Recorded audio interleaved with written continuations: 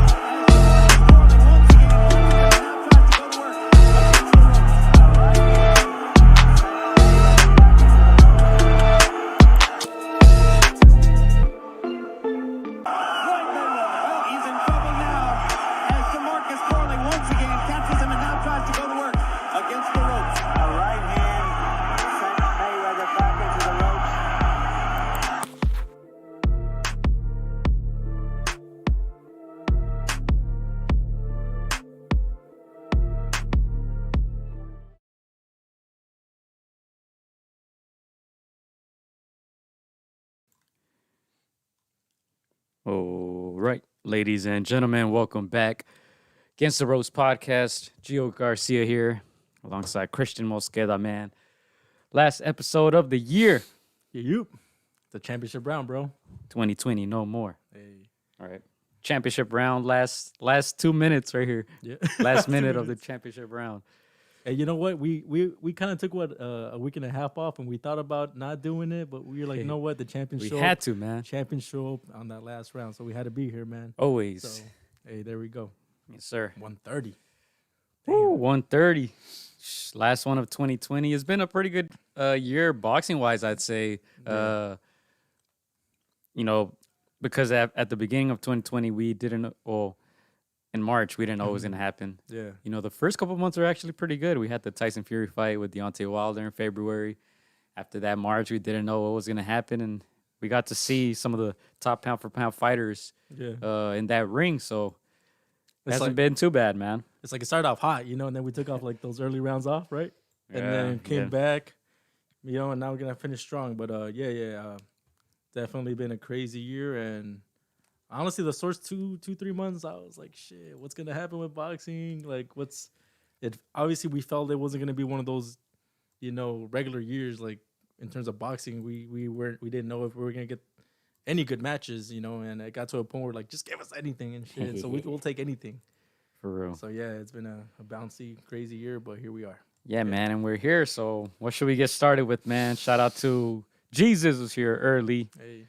What's going on? Yeah, we'll talk Ryan. We'll talk Ryan Garcia. That's coming up. Obviously, this January 2nd, first fight of the year, right? I'm pretty sure there's fights like January 2nd somewhere else in the world. Yeah. Right? That will probably be before that fight, but we'll get into it, man. What do you want to get started with? Hey, so, I mean, this is the end of the year. We got some awards, right? Some the prestigious AtR awards. Man, and let me put this out there, disclaimer.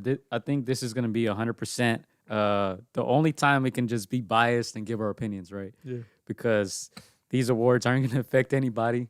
They're not real trophies or awards. So I think these are going to be 100% opinion. And this is probably the only time we can be unbiased. You know, we can be unbiased in these. Okay, we can do it, man. Yeah. These are our, you know, our best of. Right. 2020. The crazy 2020. Which one do you want to start off with? You know what? Let's start off with let's leave fighter of the year for last. Okay. Let's start off with the hot one. I'm gonna say KO of the year. Okay, now let's start off with that one. Let's start off strong, man. Hey. Let's start off with the big bang. Hey, okay. So you want to know who? Who did you pick, or did you want to go based on the? Because you put it on the post, right? You put a poll up. Yeah. I put the poll up. I want to hear yours first. Mine's okay. Because I think for this one, it's kind of, I don't want to say obvious, but I think the top 3, top 5 there, I think everybody has similar picks, I'm going to say. Yeah. Jesus says Jose Cepeda. Okay, I see. That's one of the top ones. One of the top ones for sure. But let me hear yours real quick. Yeah, of course, there's like 2, 3 ones that come to mind, right? The Chon Cepeda knockout, the obviously the Gervonta Davis that was eye-catching. And for me, personally, I'm going to give it to Alexander Povetkin. Povetkin over Dillian White. And I know people are going to be like, well, these are heavyweights. They're supposed to knock each other out. Like, all right. It happens. It's normal. But nah, it was not normal. Povetkin was brought in there to lose. You know, they brought in Dillian White with all the hype, with all the, he's been the mandatory for years. He's going to make a statement knockout here. He's finally going to get his shot at the title. And boom, what happens? Povetkin, a vet, you know, who seemingly was losing rounds, gets a knockout that was just, to me, it was one of the best knockouts I've ever seen. And I know this one was gonna go under the radar, obviously because of the Gervonta. Yeah. Getting all the cameras and all the lights and all the attention. Cepeda being in one of those fight of the year candidate fights, which we'll talk about later. Yeah. But this one just kind of went. You know, again, it was in England at 1 p.m., 2 p.m. over here in the States. Not many people were gonna watch that on this side of the pond. But just the fact where Povetkin was at, he's late 30s, if not mistaken, maybe early 40s. He lost to Joshua. You know, they kind of have him in the back, you know, warming up the up-and-coming guys. And, yeah, he was supposed to go in there and lose. And most people thought he was going to get knocked out by Dillian White, who did hurt him a couple times. But, boom, he just landed this crisp shot. And Dillian White just folded so much that, to me, I was like, dude, this is the knockout of the year, in my opinion. So that's my pick. Man, we agree on this one. We freaking agree on this one, and I thought I was going to be the only one to pick this one. But just, I do want to mention, obviously, Tyson Fury against Deontay Wilder, which wasn't a KO. It was more of a TKO. Stoppage, throw in the towel, but that was still impressive nonetheless. I think that should be mentioned. Personally, one of the most satisfying ones, because I'm not a big fan of Deontay Wilder, and I like Tyson Fury a lot. Let's see what else we got there. Of course, Jose Chon Cepeda against Ivan Varancic. 3 knockdowns each. Yeah. 6 knockdowns in total. And then Cepeda came with that huge bomb and knocked him out cold. Yeah. He was down for a few minutes. I think that's going to be in most people's front runners, as well as Gervonta Davis and Los Santa Cruz, as you mentioned. But my personal, like we said, this is our personal picks. I'm going with Povetkin as well against Dillian White. Yeah. Because it was the underdog story, man. Povetkin was not supposed to win that fight. Dillian White was supposed to beat him and move on to bigger and better things. A rematch is going to happen. And Povetkin was hurt in that fight. And it was just a beautiful counter left uppercut. He leaned to his left and bang. Yeah. And that was all she wrote. That was my personal favorite. When that happened, I was hyped. And, I mean, what more can you say about that one? It was just a great KO. But I think there's an argument for all the ones we mentioned, obviously. I think Joshua had a very good KO as well at the end of the year. That's one of the more fresh ones in our minds. But I can't argue if you say Gervonta Davis. I can't argue if you say Jose Cepeda. But our personal, I guess we didn't know this before. Yeah, we didn't. We didn't know this coming in, but I guess we both chose Povetkin's knockout. Yeah, to me it's just you saw the demeanor in Povetkin's, like, you know, in his face after the fight. He was just calm, and I'm like, dude, this is a big moment, like, for you. Like, if I were you, he's probably tired, man. Yeah, of course, I'd be out cheering, like. But again, this guy's from, you know, from Europe, that side. He's Russian, I believe, if I'm not mistaken. Yeah. He's just, you know, he's got that. This cold guy's fight demeanor. bears, man. Exactly. So it's like that. He's got that cold demeanor. 10 degrees weather. Nothing to get excited about. Let's move on. I think I went on record. I was very surprised that Dillian White wanted it so quick and so fast. It's like, yeah, man, but yeah. That's our pick. That's our pick. I know Jesus is saying Jose Cepeda, which like I said, we can't argue against that one. Yeah. But what else do you guys have, honestly? Because that's a tough one, man. That's a tough one. We're going with Povetkin. And let me read the ones on Instagram, if I can pull it up real quickly, because we did pull that up. And also, I don't know if all you guys are aware, there is on YouTube, there's a quote unquote community tab where we basically can post stuff like polls or links to videos, and I think I put a poll up on that one as well. So I'm gonna try to read these to you guys. Let's see, KO of the year. Let's see what people are saying, man. I haven't looked at these. Yeah, Cepeda. Our guy Brian said Furies over Wilders. Okay. I like that one. Gervonta Davis says Irving. Gervonta Davis. And then someone else also said Fury versus Wilder. Yeah, so this one's going to be tough. I haven't heard much from other networks, what they're voting for, but I mean, they're all pretty tough. Yeah, obviously the Gervonta Davis against Leo, that one, everybody saw that one. And that one came out of, you know, it was so quick. It happened so fast. He folded him. I know some of the commentators kind of like caught themselves saying that you're not going to fold Leo, but, you know, Gervonta did it right at that moment. And so there was a lot of things going on in that fight, a lot of build-up, a lot of, you know, things being said from both sides, fan bases. And so, yeah, that one was obviously up in people's faces and people's. So, and then the John Cepeda. You mentioned it, 3 knockdowns each. Could have been an extra one for Chon, but they didn't count it. I just saw that fight today again, bro. I had to watch it again. Man. I had to watch it again. It was crazy. But yeah, that again, when you fold them, I think that's why those 3 are on the top, because it's just folded, all of them. And there were other big knockdown or knockouts. I'm sorry. Yeah. But I think the ones we mentioned probably had the most at stake. I would say the most at stake. Big fights, and which one? I think the Gervonta one is probably the bigger fight, right? For the mainstream, I think so, at least. But I'll ask you this: what knockout meant more for that fighter's career at that moment? What knockout meant the most? What pushes them? What pushes that fighter more?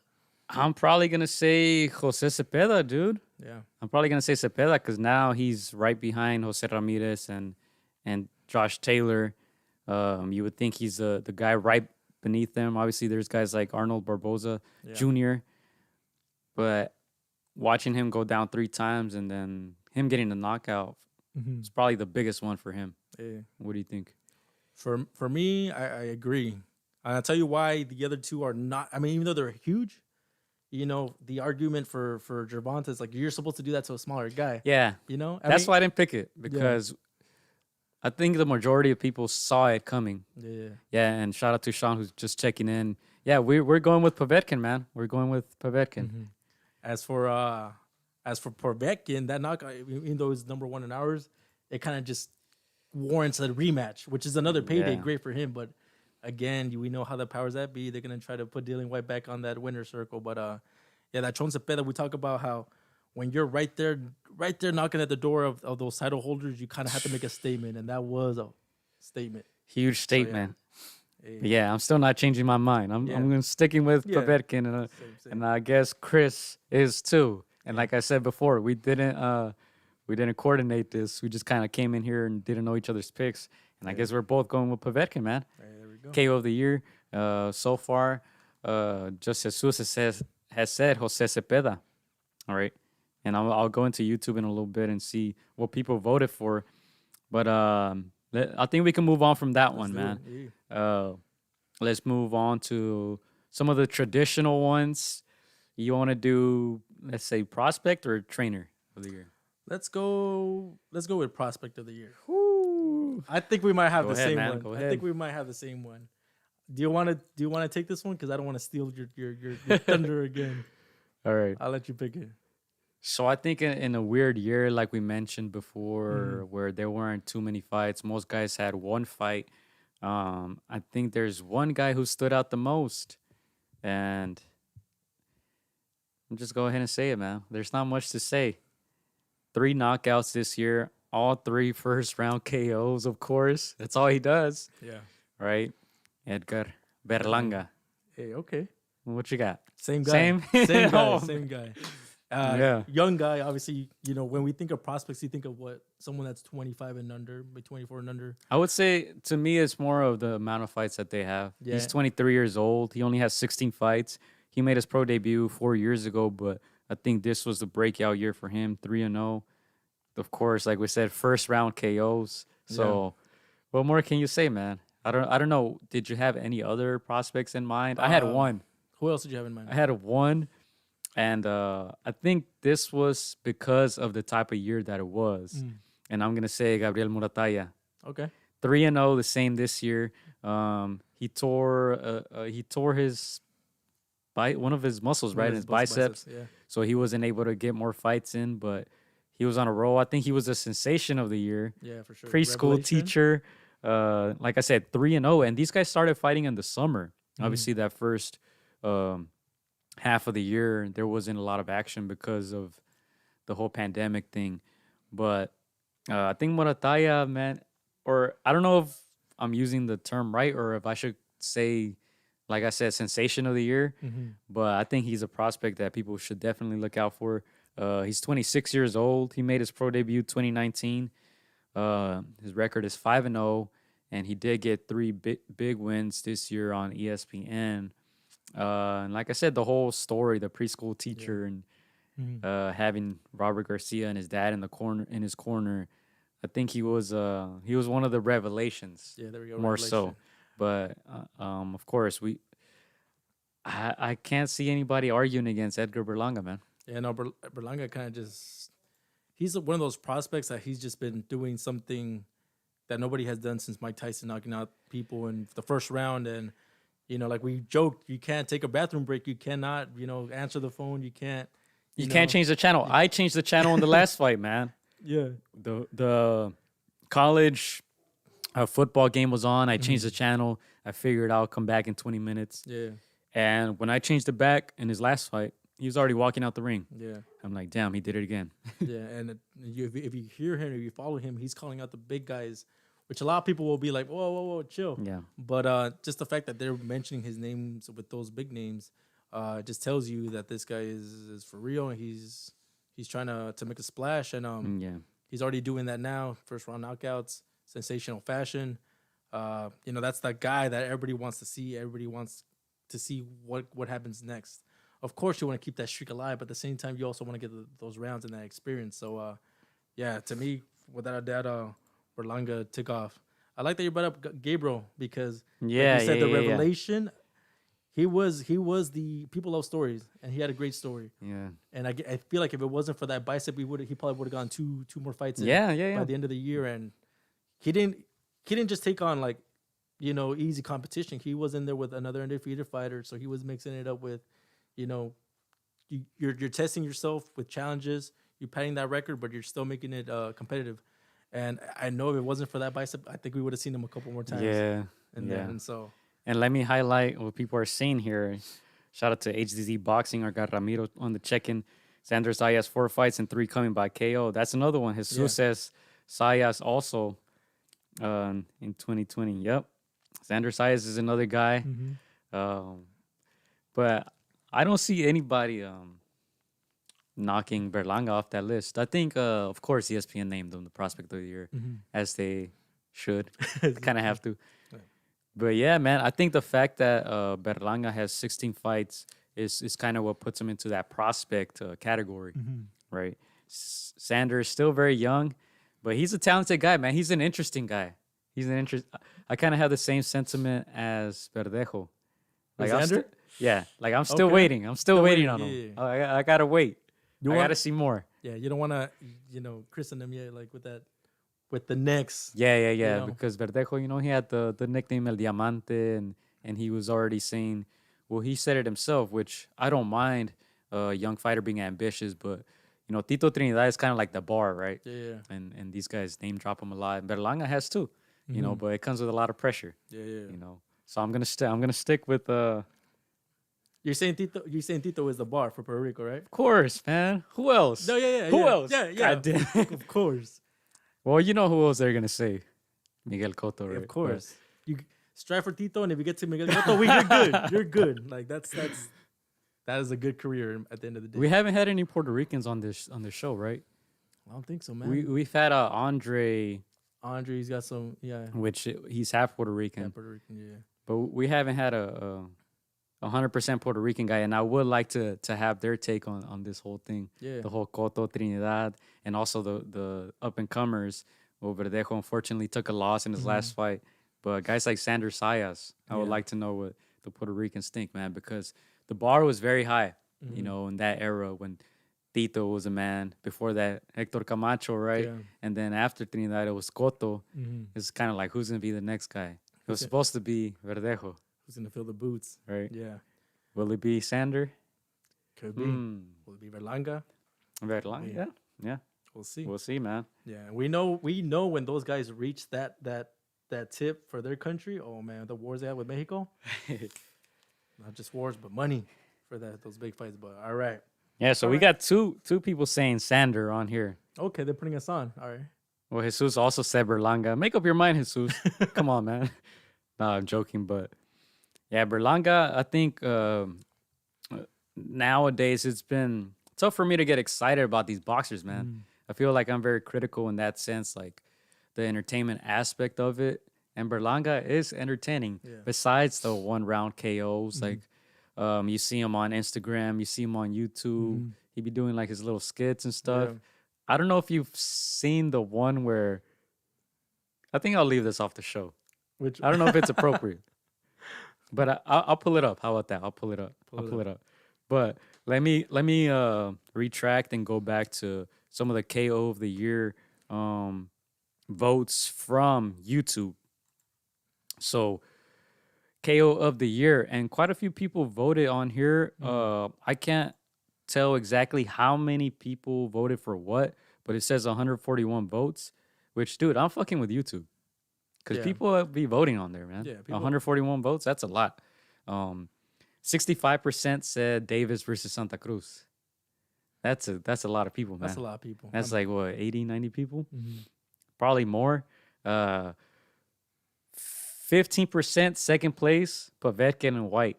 Okay. So, and then 14% said Fury versus Wilder. So those were the top three. For some reason, Cepeda didn't get any love, man. 4%. Joshua Pulev had 3%. So, man, I feel bad now, man. I feel like... Yeah, I want to say... Cepeda should be... For me, it should be the knockout of the year. But like I said, this is the only time of the year where we can be biased because these are our picks. These are our personal picks. I think they didn't get the Oscar for this category, but they might win it in another category. Okay. Else, okay. All right. And then I'll go off if they win that Oscar on our show. I'll go off in a little bit because I got something to say about that card in particular. I love most of it, but one thing. But we'll get into about which card? The Chon Cepeda versus. Okay, I want to hear this. I want to hear this. We'll talk about it. But HDZ asked, how long do you guys think Berlanga will stay at 68? He's only 23 and he's a big boy. Man, he's big, man. He's big, but as of now, I haven't heard him say anything about moving up. Yeah. So, obviously, right now, 68 is hot. We'll see how long he can stay. I think he could do it for a couple more years. Yeah. Normally, an indicator for me is when I hear the actual boxers say it. Like Shakur had been hinting already, I'm gonna move up and things like that. I haven't heard Berlanga say it. Yeah. But that's an interesting weight, 168. 168. Because Pacheco is, what? How old is he still? He's young. He's like 19. 19, 20. And he's 6'4", and he's probably still going to grow a little bit. So we'll see how long he can stay at 68. But 68 is hot right now. So it's been a minute in boxing that you heard the 168 had names, right? It was always 147, 160, heavyweight, of course. But 68 right now is looking. Yeah, I think he could do it a couple more years. I think it's all the strength and conditioning, bro. It's like these guys are getting big. Yeah, but that's true. I always, that's one thing I always do think about when these guys are 20, 21. Yeah. You know, eventually you think they're going to move up. Like Virgil Ortiz is another example. Yeah. And we know he's very disciplined. So, and it seems like Berlanga is very disciplined as well. So, interesting question there. Good question by our guy Ramiro. But, prospect, I guess we're going with Berlanga.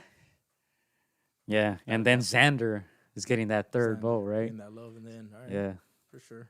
Puerto Rico. 2 Puerto Rican guys. Puerto Rico, man. Looking very promising for them. Unfortunately, that Verdejo loss happened, and that was one of the Fight of the Year candidates, right? Yeah. But, yeah, so far we've done our picks, clarifying our picks, personal picks of KO of the Year. We're going with Povetkin, and Prospect of the Year, we're going with Berlanga, right? Yeah. What else we got? You want to move on to trainer, or you want to do one of yours? Let's do trainer of the year. Yeah, why not? All right, man. Do you mind if I start? Go for it. I think this one we might have different picks. Because we've been 2 and 2 so far. Okay. So trainer of the year. Not a very famous name, I guess you could say, in the mainstream Let me circles. hear it. You know, it's not going to be the 80 Reynosos. It's not going to be the more common names. But I think this is a person that... I'm intrigued. This is a person that, you might know the name, but you of course know the name. But this is a person that kind of started the drama, started, the beefs, and then willed it into existence. So for me, my pick of trainer of the year is going to have to go to Teofimo Lopez Sr. Oh, that's my pick. Oh, man. That's my pick. All right. Do you guys agree with that? That's not a bad pick. That's not a bad pick. That's not a bad pick. To me, it's obviously anybody can, I'm sure you might have a different name or not, and it's going to be a very credible, name. For me, Teofimo Lopez is just this guy, just talk the talk, and then his son had to back it up, right? So he had to will his son into, doing, backing up my words, because all that drama with you guys, I'm sure you guys follow boxing. We know how it started. So a lot of the times you talk the talk and you can't back it up and you look dumb.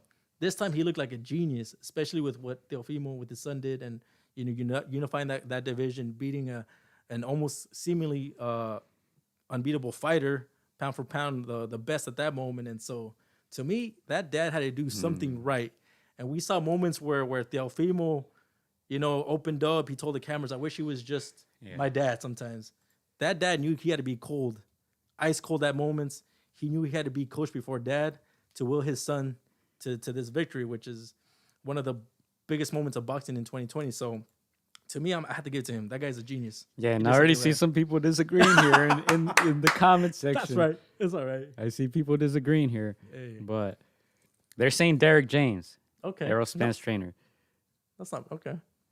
2 unified champions for Derek James. All right. See, that's not a bad pick. That's not a bad pick. That's not a bad pick, man. Who'd you pick? Oh, man, this was tough, but I'm going to go with someone who was actually his first time working with this gentleman. So I give him a lot of credit for that. And hopefully I'm not butchering his name, because normally he goes by his nickname. Javon Sugar Hill. Okay. Nephew of the great late Emmanuel Stewart, right? Kronk Gem. I'm going with him because I think Tyson Fury did a thing that most people didn't expect him to do, which was knock out and dominate Deontay Wilder. That's exactly what they said they were going to do, and he did it. Like I said, first time working with Tyson Fury. So I think you see the shift in mindset of Tyson Fury, because Freddie Roach was very critical of Ben Davison in the first fight with Deontay Wilder, which is kind of why he wasn't in the corner anymore. But he was critical of Ben Davison, saying that if he had the say in that corner, they would have gone for the knockout in the first fight. Yeah. Right. And Ben Davison was being more defensive. Mm-hmm. So in the second fight, they said they were going to go in there and knock out Deontay Wilder, and they did just that. So I think that shift in mindset was good enough for me to name him the trainer of the year. But it's hard to disagree with what the guys are saying on the chat, man. I knew they were gonna bring up Derrick James, and he has his points, 2 unified champs. What a year! What a comeback for Spence. Yeah. Yeah. When you have multiple champions, it's hard to disagree. It's very hard. I know. Papachenko had the Ukrainians a couple years back. Yeah. And I think he was my pick last year. Yeah. I think I had Eddie Reynoso second place. Yeah. And Eddie, you can make a case for Eddie. I want to give him my vote as well. I want to give him my vote because the way that Canelo dominated Callum Smith and the way that he's able to get to Canelo's mind, the biggest boxing star in the world at the moment, the way he's able to get to him. Because if you hear in the corner exactly what he's saying, don't listen to the English, to the translators because they weren't translating much. But if you speak Spanish, you know exactly what Eddie Reynoso was telling Canelo, and you saw Canelo actually doing what Reynoso was telling him throughout the fight. And guess what? That shit was working, man. Yeah. He was telling him, hit him on the shoulders, hit him on the chest. Yeah. And that's exactly what he was doing, and it was working. Yeah. See, with Eddie, like I can tell how people might give it to him. To me, Eddie could be fighter of the decade just for like the trainer of the decade. Yeah, because of the longevity with Canelo and all that. Yeah. For this, all the heat they took for this year in particular, this is a trainer that's dethroning our past trainer of the year, right? So that's why I kind of had to give it to Teofimo Lopez Sr. You're dethroning the trainer of the year from last year in a way. So I know people can say Derrick James, you guys have your points. I respect it. He should. That's my pick. I think he should be. I think he should be because, like we said, we mentioned before, there weren't too many fights this year. And obviously, Robert Garcia has a million fighters, and we saw him in the bubble. We saw him take some losses, some wins. Excuse me, but no, I think Derrick James definitely has a case, man, and it's hard to argue against it. To me, I was just torn between Sugar Hill and Eddie Reynoso because of the way they were able to get to their fighters. I'm sure Derrick James is great at that as well. I mean, you don't get these champions just by being an average guy. Yeah. But even now, I'm torn. I don't even know. No, it's a tough pick. Coming in today, I was gonna say Sugar Hill. Okay. Yeah. Just because of that performance, I think it was the biggest performance of the year. Yeah. Not to give any future picks away, but man. All right, this one we were torn, so that's good. We gotta be a little bit divisive sometimes. So this one's tough. That one's tough. I think I'm gonna stick with Sugar Hill, man. All right, I'm gonna stay with Teofimo Lopez. Teofimo Senior, I don't know. I think if I had to pick my top ones in no particular order, I would say like Sugar Hill, Eddie Reynoso, Derrick James, and then possibly Teofimo Dad. Okay. But I don't know, man. I wasn't too convinced by that victory. I think that's what turned me off. Taints you a little bit. Yeah. I thought it was convincing enough. Yeah. In my opinion. Once I saw it sobered up, you know. You got to give them credit though. You got to give them credit because they spoke it into existence. Yeah. Yeah. And they got more money for it. Exactly. But they turned down the initial offer. Yeah. You know. Hey, here we go. All right. I think we're good with that. I think we can decide that. We'll give a name at the end of the podcast. If you guys convince us more. All right. What else you got? All right, let's do this next one, and I think this one might be. I don't think there will be a robbery in this one. Robbery of the year. Robbery of the year. Robbery of the year. I think we're gonna agree on this one. I think everybody's gonna agree on. We just looked at each other now, and I think it was like, okay, we know. Yeah. We had this gentleman on the podcast. He told us he thought he won 9 rounds. We had him a week after the fight. Very humble gentleman. He wasn't talking bad about the judges. He wasn't talking bad about his opponent. Nope. Rollies. I'm just go ahead and say it. He wasn't talking bad about Rollies. He just owned up to it, saying it was a bad decision, but there's nothing he can do. And that's Jackson Mariñez, man. Yeah. Against Rollies.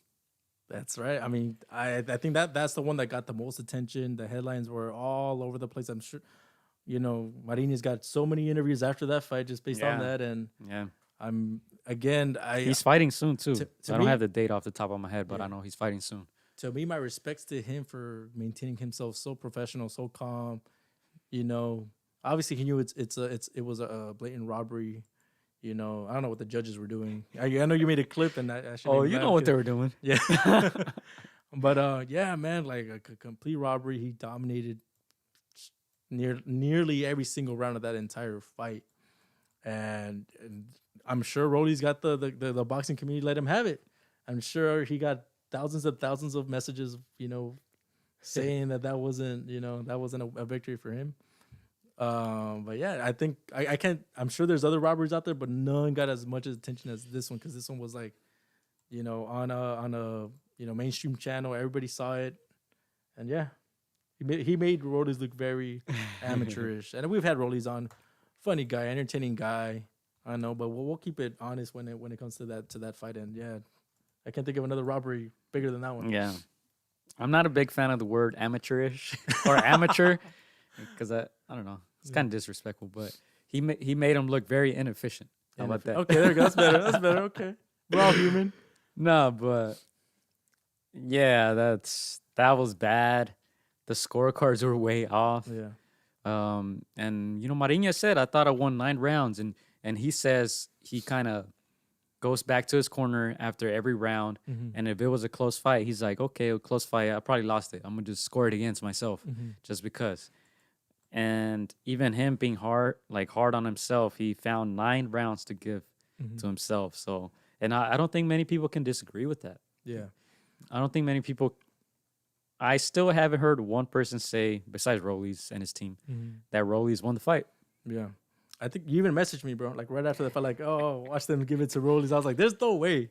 There's no way. Like, it wasn't even close to where you can kind of make it look. Yeah, it was funny because that was your reaction. Yeah. Like, nah, no way, dude. Like, because I said it, but I didn't really believe they were going to rob him this bad. Yeah. And when you were like, no way, I was like, yeah, maybe I'm bugging. And then when they had the scorecards, I was like, yep. They broke the internet. Yeah. Instagram was on fire. Twitter was lit. And let us know if you guys have any other picks for robbery of the year. Yeah. I don't think this one was too hard to come to that conclusion, right? At least for us. I don't know. Yeah.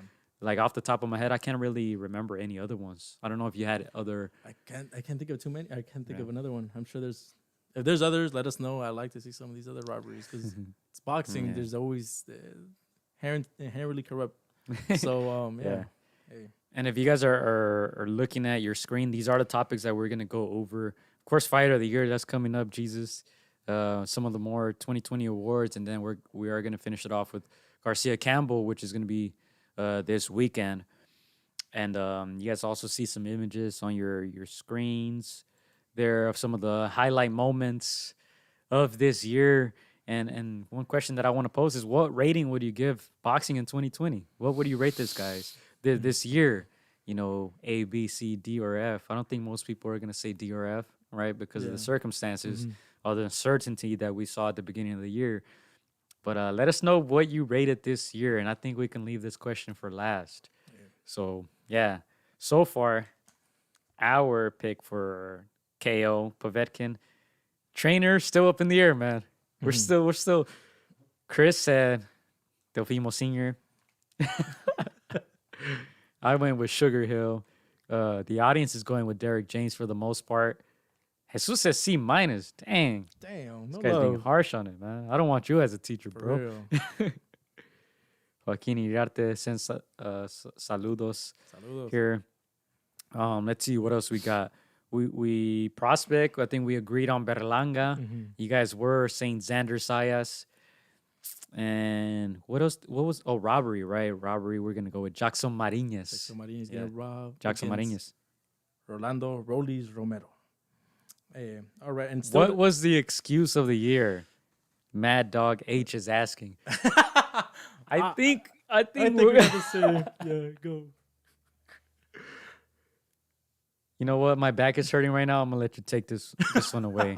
I was carrying a heavy backpack earlier today. Man. I can only 40 pounds. Yeah. That's the only name. That's the only name that comes to my mind. I can't. Yeah. The excuse. Yeah. Well, how many excuses were there? There was. And Mad Dog beat you to it. He said, was it the gloves, the suit, or the water? Or the trainer, right? Or the trainer. He had a lot. The spiked ring. Man, there was so many excuses, man.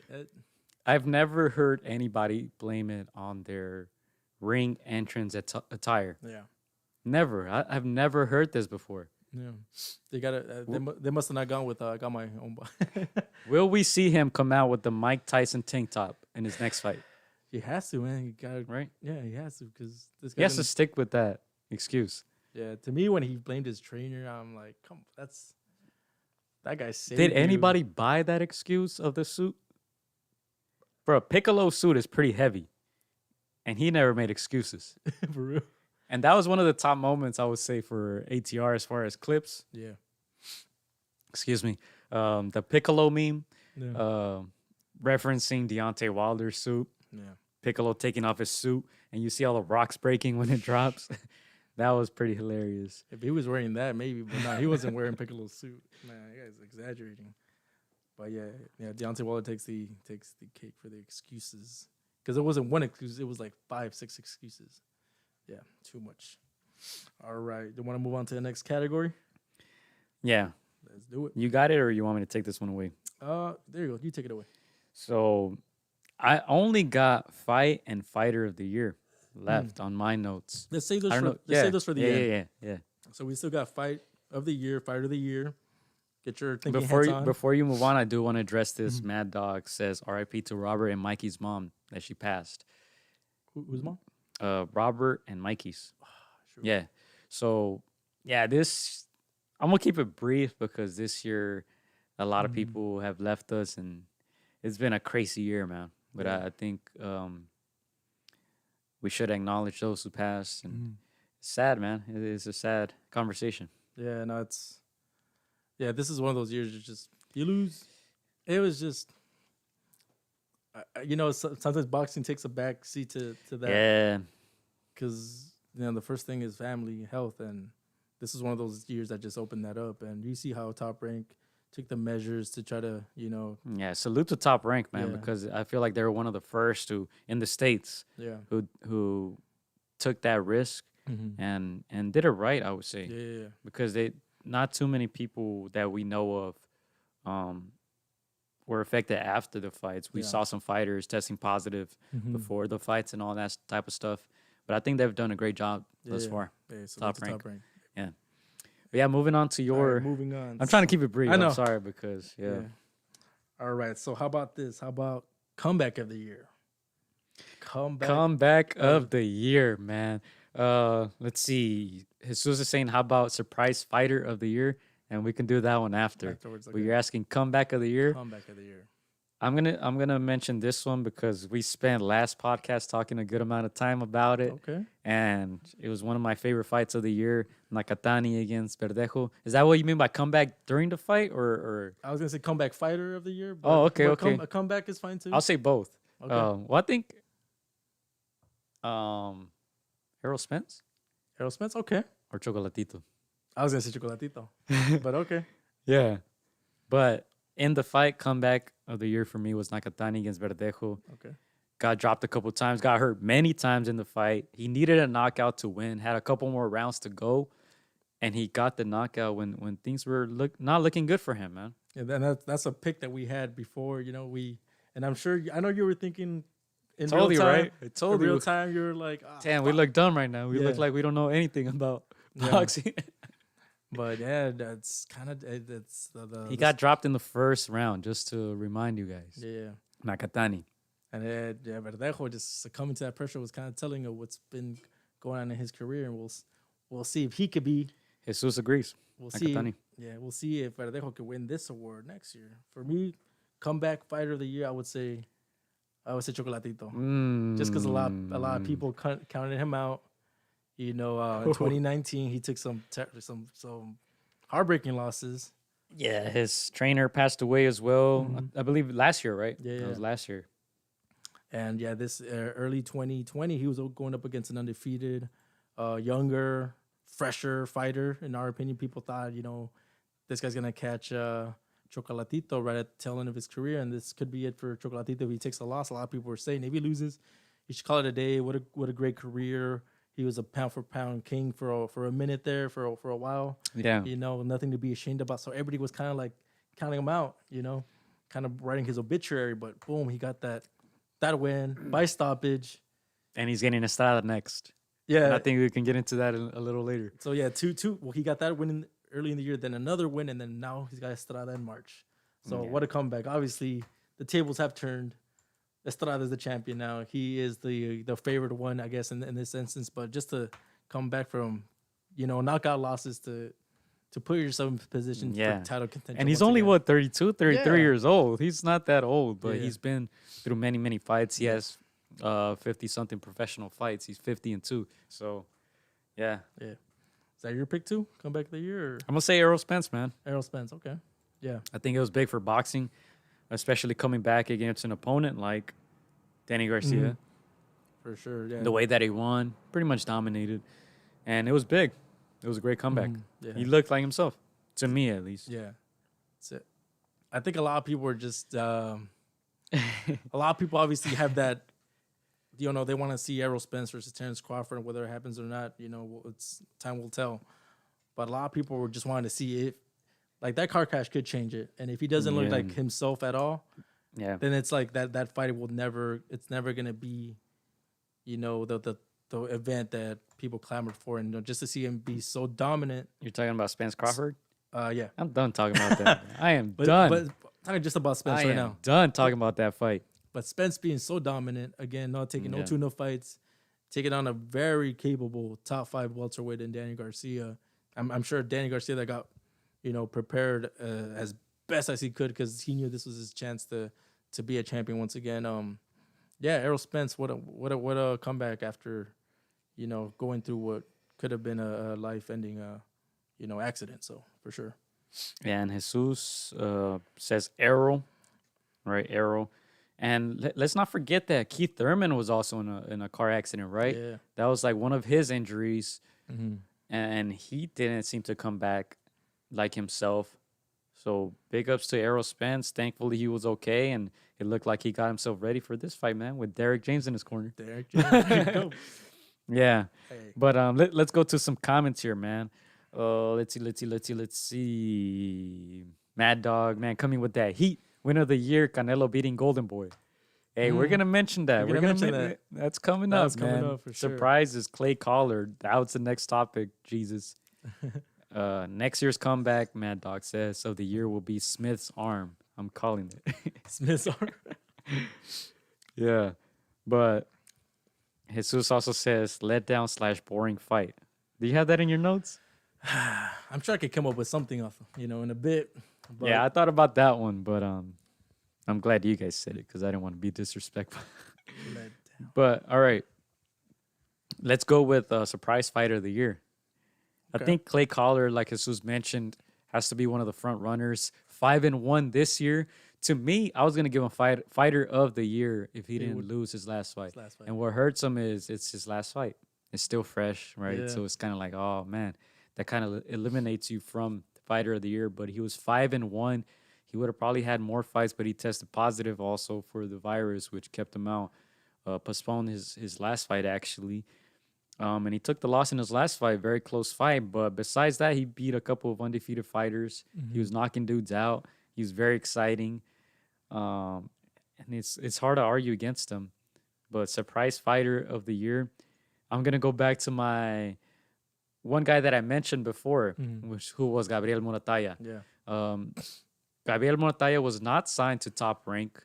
His brother is. His brother, Ray Moratalla, was signed to Top Rank. So Gabriel, preschool teacher, is basically fighting for a chance, right? Fighting for a chance to get signed. He's still unsigned. Top Rank, what are you doing? Get on your stuff, man. Top Rank, let's go. Yeah. But preschool teacher.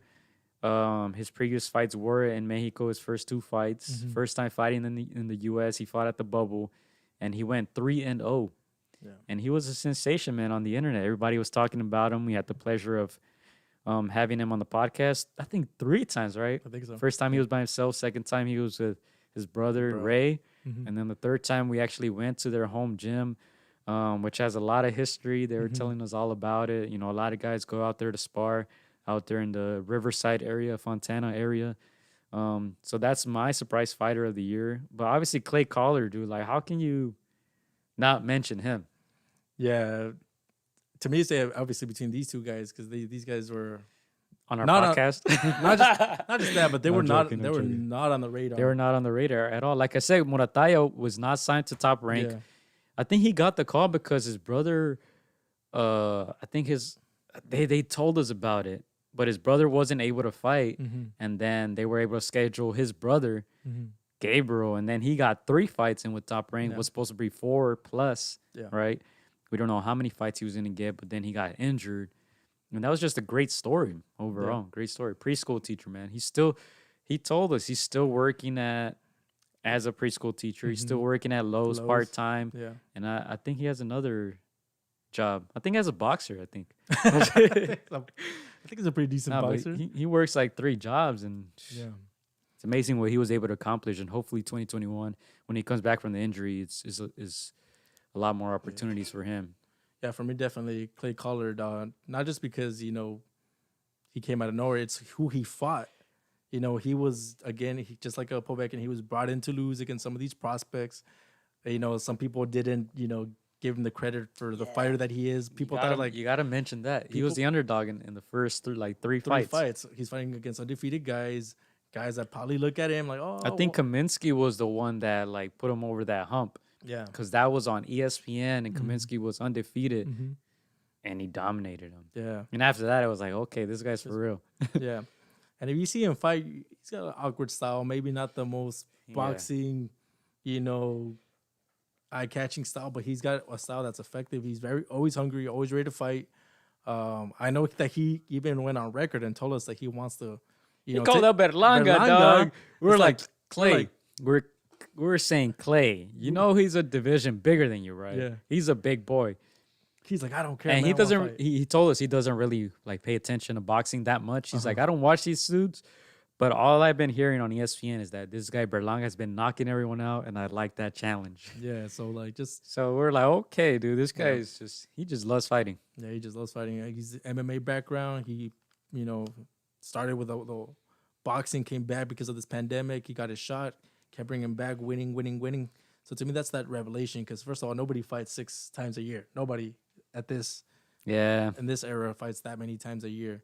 And this guy just tells you he loves to fight. He doesn't care who he fights. He'll fight prospects, undefeated fighters.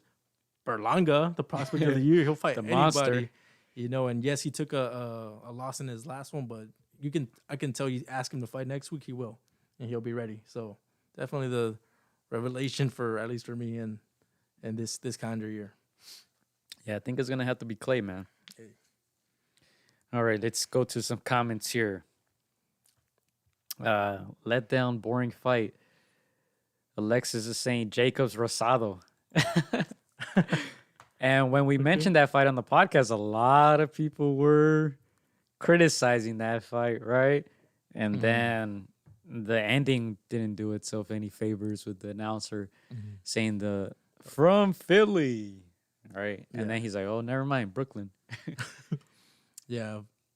For me, that was a pretty much let down because he said 2 name fighters. And obviously, Gabe always gives he's always competitive. And he was competitive in this one. It's just he stuck to his boxing. And then Jacobs just, he wasn't the Jacobs that we saw against Triple G, not even the Jacobs that we saw against Canelo. And so, bit of for sure. That he still beats the Charlos. Ooh, who's watching? Who's a Charlo fan? Shout out to Envy, Frankie P. Hey, but look, Mad Dog is with these hot takes, yo. He said KO of the year, which we forgot. A big one. Jake from State Farm. Jake Nate. Paul. Over Nate. That was big. I mean, you have to be a true boxer, though, to take this award. And I did want to mention Mike Tyson and Roy Jones Jr., and I think we could save that one for later. But that was a big moment this year, at least. Okay. Promoter of the year. I guess this one you have to see what events were put on. Do you want me to give you what they're saying? I don't know if you have it up there. Go for it. Canelo Promotions. Says Sean from Just Boxing. Shout out to Sean. Alexis says Eddie Hearns. Eddie Hearns with the money sign on the S. Yeah. Matchroom. Dude, I'm gonna go with Eddie Hearn came up at the end, man. I can't lie with that. Anthony Joshua with the Canelo fight. Yeah. He had some of his biggest names fight. Diego Pacheco fought. These younger guys, Austin Ammo fought. Devin Haney, of course. That fight wasn't too memorable. But I'm gonna go with Bob Arum, man. Okay. Yeah, I can see that case. I'm gonna go with Bob Arum because he was the first to do it here in the States. And they put on a lot of shows, and they gave us one of the bigger fights of the year in Lomachenko and Teofimo. Yeah, I think a lot of the memorable fights were on Top Rank. Yeah, for sure. I see why you would say Top Rank. First of all, they're the first. Yeah, like you said, they're the first ones to put the blueprint in a moment in boxing where we didn't know if boxing was going to come back even this year. And so, like, they're the ones that, took the front. They took the lead. They got in the driver's seat. They were like, we're going to do all these rules and regulations, but we're going to have boxing. If someone fails a test, boom, take them out.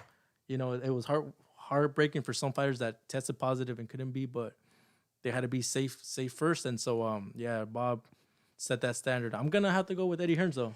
Eddie Hearns? All right, what's the case? What's the case here? He's the puff daddy. He enticed Canelo. He's the puff daddy. If you want him all up in your interviews, but he's all up in your press conferences. But he's the one that knows how to not annoy. I think he knows how to talk in front of the camera, what to say. Even when a fighter loses, he knows how to bring him back. He's gonna come back stronger. Yes, but he knows how to do it too. He's a promoter. Where you believe Remember, it, like I said, where it's honest. I think I said it in one of the earlier podcasts. Like if you see a club promoter outside of the clubs, they're telling you all this stuff like that makes you want to go in, or they're trying to entice you at least, right? They're telling you, oh, we got free drinks, we got 2-for-1s. Yeah, but this club is packed with girls, even though it's not. But you gotta do what you gotta do, and Eddie Hearn does do that. Eddie Hearn knows how to twist it. Give him that. He knows how to he knows how to turn it where you're just like, he's not bullshit. I know what he's doing, but he's not feeding me these lies. He's saying this guy's gonna come back. He's genuinely trying to do what he says. What he says. And I to me, like, I think he knows how to enhance an event. Bob Arum's a little softer spoken. He's got the resources. He knows how to put on, but Eddie Hearn knows how to sell it. And I think he did it well with the we'll talk about a little bit more about outside the rope stuff with the whole Canelo and everything, the zone and stuff. But I know who doesn't take promoter of the year for sure. I was about to say that. I think they put up one show, I believe. Anyway, let's move on. Let's move on. All right. Who do you guys say? I think I saw a couple Eddie Hearns. Eddie Hearns. I don't know why people call him that. Because of Tommy Hearns? I don't know. But Eddie Hearn might. I'm going with Bob. Bob, though. You got to wonder how many years Bob has left. Just kind of a random topic, but he's 89 years old, man. Yeah, he's 89. Again, for That's the year, crazy. His earns. Bob probably promoter of the decade of the last 20 years for sure. Nate got the nap of the year. Damn, disrespectful. Damn. Woo. Shout out to Nate Robinson. I heard he watches the show. Friend of the show. Shout out to him. I hear he watches it all the time. He does. Yeah. All right, Guy Ramiro says, cut man of the year goes to Jojo Diaz. Jojo suffered a nasty cut in the early rounds. It still went 12. Yeah, that was against Farmer, right? Yeah. That was against Farmer, and that was Super Bowl weekend. And that was Eddie Hearn as well. Eddie Hearn's promotions. Yeah, man. We can't forget about these things. Yeah. Also, I do want to mention, and I wrote it here on my notes, cut man, of course, Stitch Duran, who we had on the podcast during his time at the bubble, and Mike Basil, who were the two permanent cut man at the bubble for Top Rank. We talked a little bit about that, how they were hired to be the cut man for these events, them two specifically, to try to kind of eliminate so many people coming into the bubble, right? So big ups to them for putting their health on the line. And we talked a little bit to Stitch about that. Yeah. And they're working basically like once a month, right, at the bubble. So big ups to them. And I think they did a great job. And also, I got to highlight a lot of these young fighters. They were happy to see these guys. You see them taking pictures with Stitch and and all the guys there, and yeah, big ups to Stitch and Mike Basil for obviously they're getting paid, but you still have to give them that nod, say yes, put yourself on the line, especially in those times where there was a lot of uncertainty. A lot of people didn't know what was going to happen, and those guys came up big, man, as the cutman there at the bubble. Yeah, I think Stitch mentioned the story where his wife is like, "Oh, you think it's safe?" Like Stitch is older already. Yeah, I don't know how old he is, but he's approaching his 60s, I would think. He's up there, and so he's like, "I gotta do it, man. This is what I do. This is what I love." And I know he reassured her, like, they're taking all the protocols they can to keep us safe and stuff. So yeah, I mean, big shout outs to those guys. Stitch, if you guys have time throughout the week, check out that interview. That was one of the dope interviews, man. Highlights of my year, man. Yeah, we could have been talking for hours, and I'm sure he would have, loved to, because he was in that bubble by himself, and so yeah, it was a great interview. Check it out. Stitch Duran for sure. Yeah, man. I was watching Creed 2 the other day again, and I saw him. I was like, yeah, that guy was on our podcast. It's pretty cool. Yeah. But no, upset of the year. What do you think upset of the year was? They're asking here. Upset of the year. Yeah, that was I have that one there. Teofimo Lopez. I'm gonna go with Teofimo Lopez. And I'll tell you what was the upset in that. Not necessarily that he beat him. It's how he beat him. Bro, it seems like you're the one who took a picture with him instead of me. Right? I met him last year, and he was a real cool dude. You got a signed glove? You're over here. Yeah. You got a signed glove? That signed glove. Let me change the camera so y'all can see it. With me, it's the way how he beat him, because a lot of people didn't give him a chance to win. Everybody thought that nobody could decipher the Matrix, high tech, Lomachenko, #1 pound for pound fighter. Not a lot of people really gave Teofimo a chance to win unless it was by knockout. A lot of people thought, like, if he has a chance, he's gonna have to knock him out. That did not happen. He just beat him, dominated him, was quicker, sharper. Yeah. He just beat him on points. He just did what he had to do. And so to me, that was the upset, the way he beat him. So yeah. Yeah. What about you? This glove says 2018 #the takeover. Spoken into existence. It seems like the takeover is in full effect now, right? You would think so. Yeah. Upset of the year. Oh, man.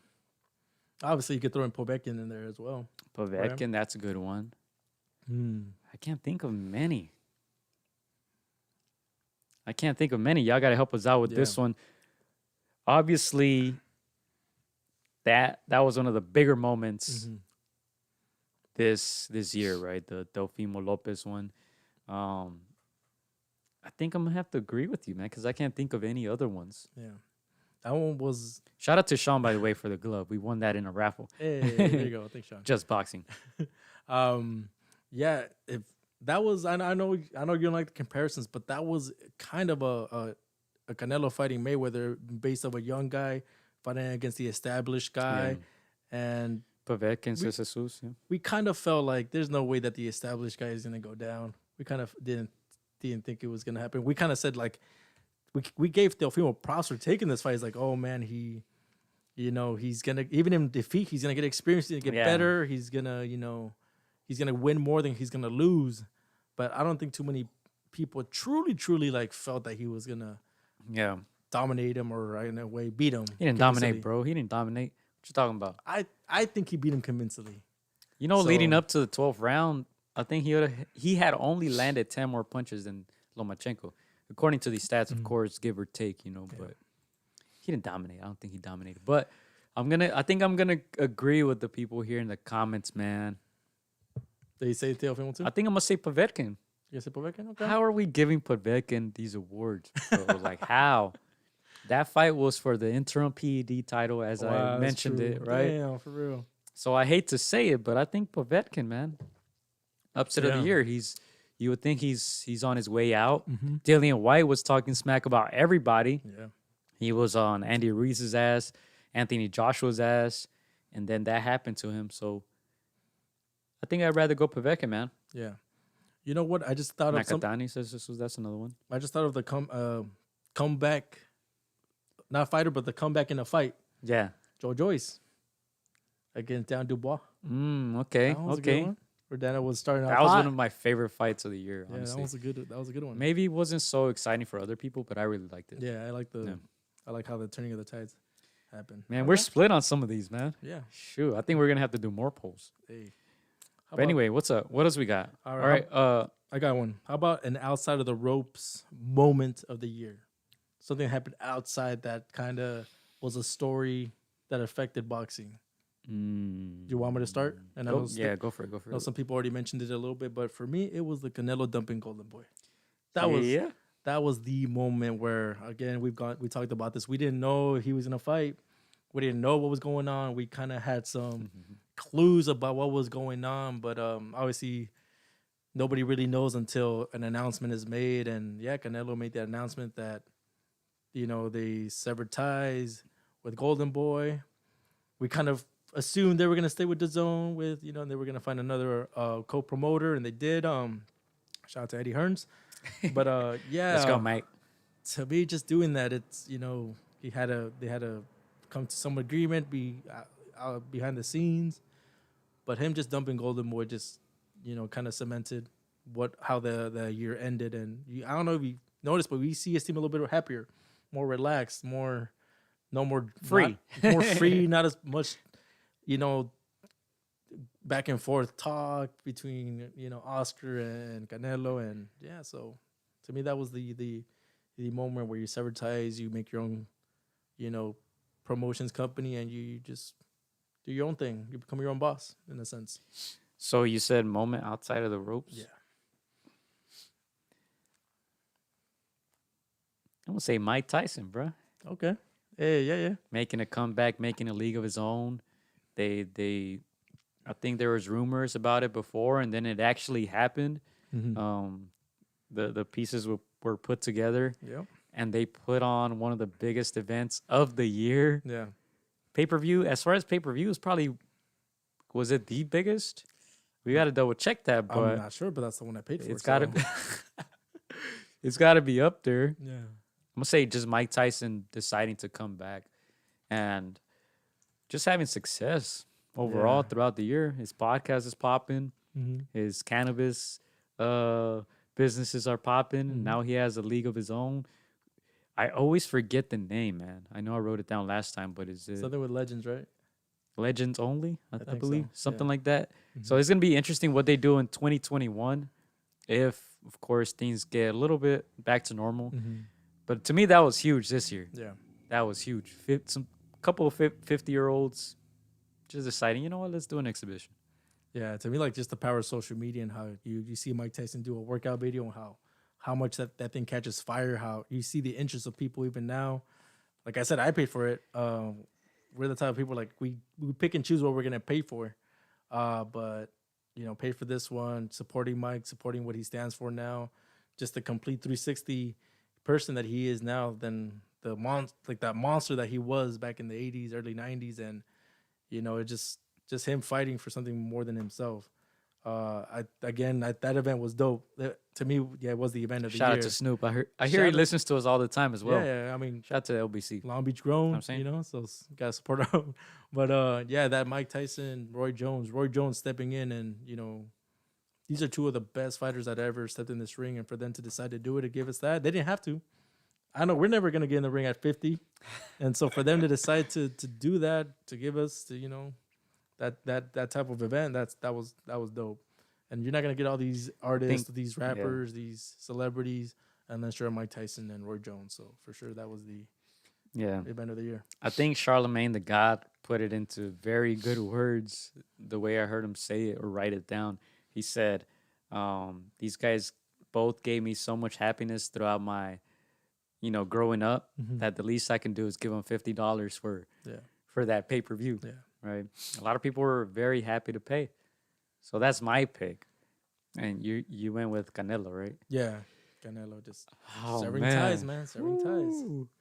All right. So let's go to some comments here. Best ring walk.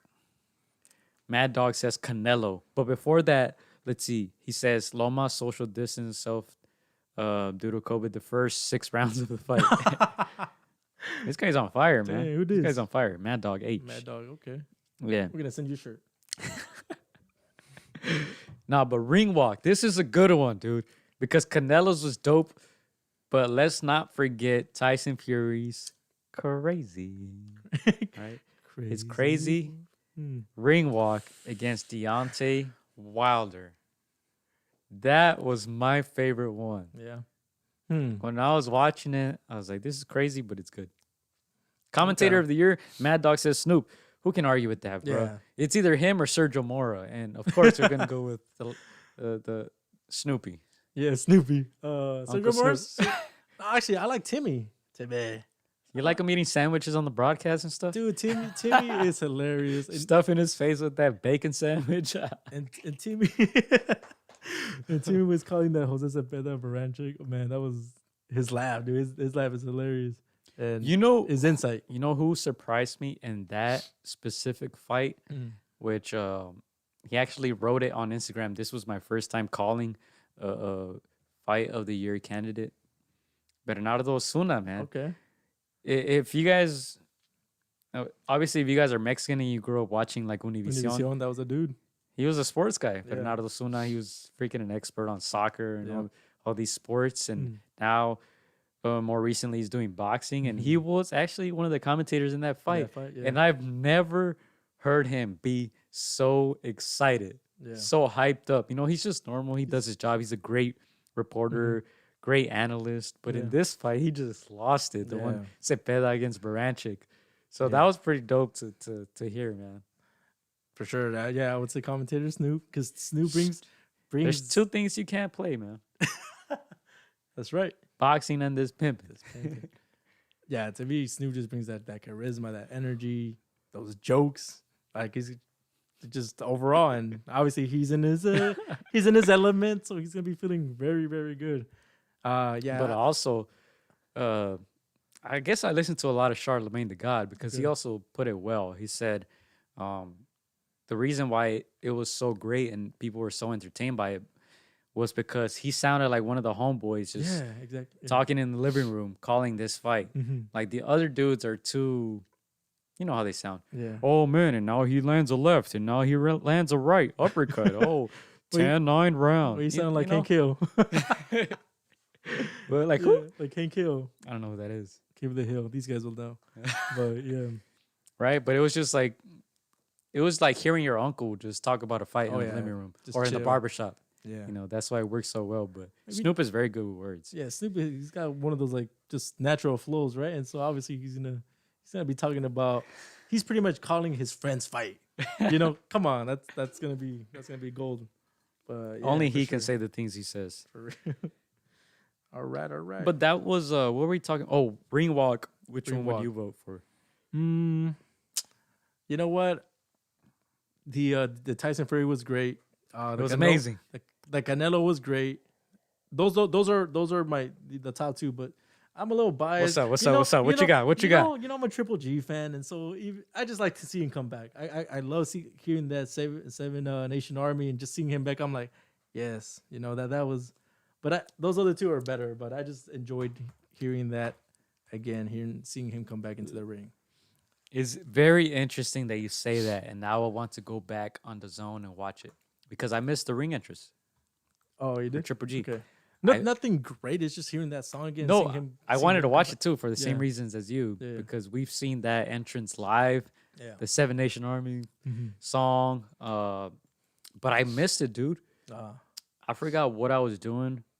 That when I came back to the TV, both of the fighters were already out. And I don't know if this happens to you guys, but mine doesn't be tripping on my TV. When I be rewinding, it just be buffering. Yeah, no. So I rewinded it, and it was just buffering the whole time. So I went back to live. I rewinded it again. It was buffering. So I'm like, fuck, I give up. Yeah. I'm like, I hope it wasn't cool. But now that you say it, I want to go back and watch it. I mean, it's the same Triple G trademark. It's just it's badass. All right, what else we got? Let's see. What do we have? Canelo and Fury. The Canelo one was actually pretty good, and he seemed content about it. Yeah, and it seemed like it wasn't his idea. Because listening to the post-fight interview, he said that he was very content with Eddie Hearn, which makes me believe that he'll work with him in the near future. Yeah. And he said he was content with the ring entrance and all the show that was put together. So I'm like, I was wondering, like, was it? I don't know if it was Eddie Hearn's idea of that ring entrance or somebody in his team.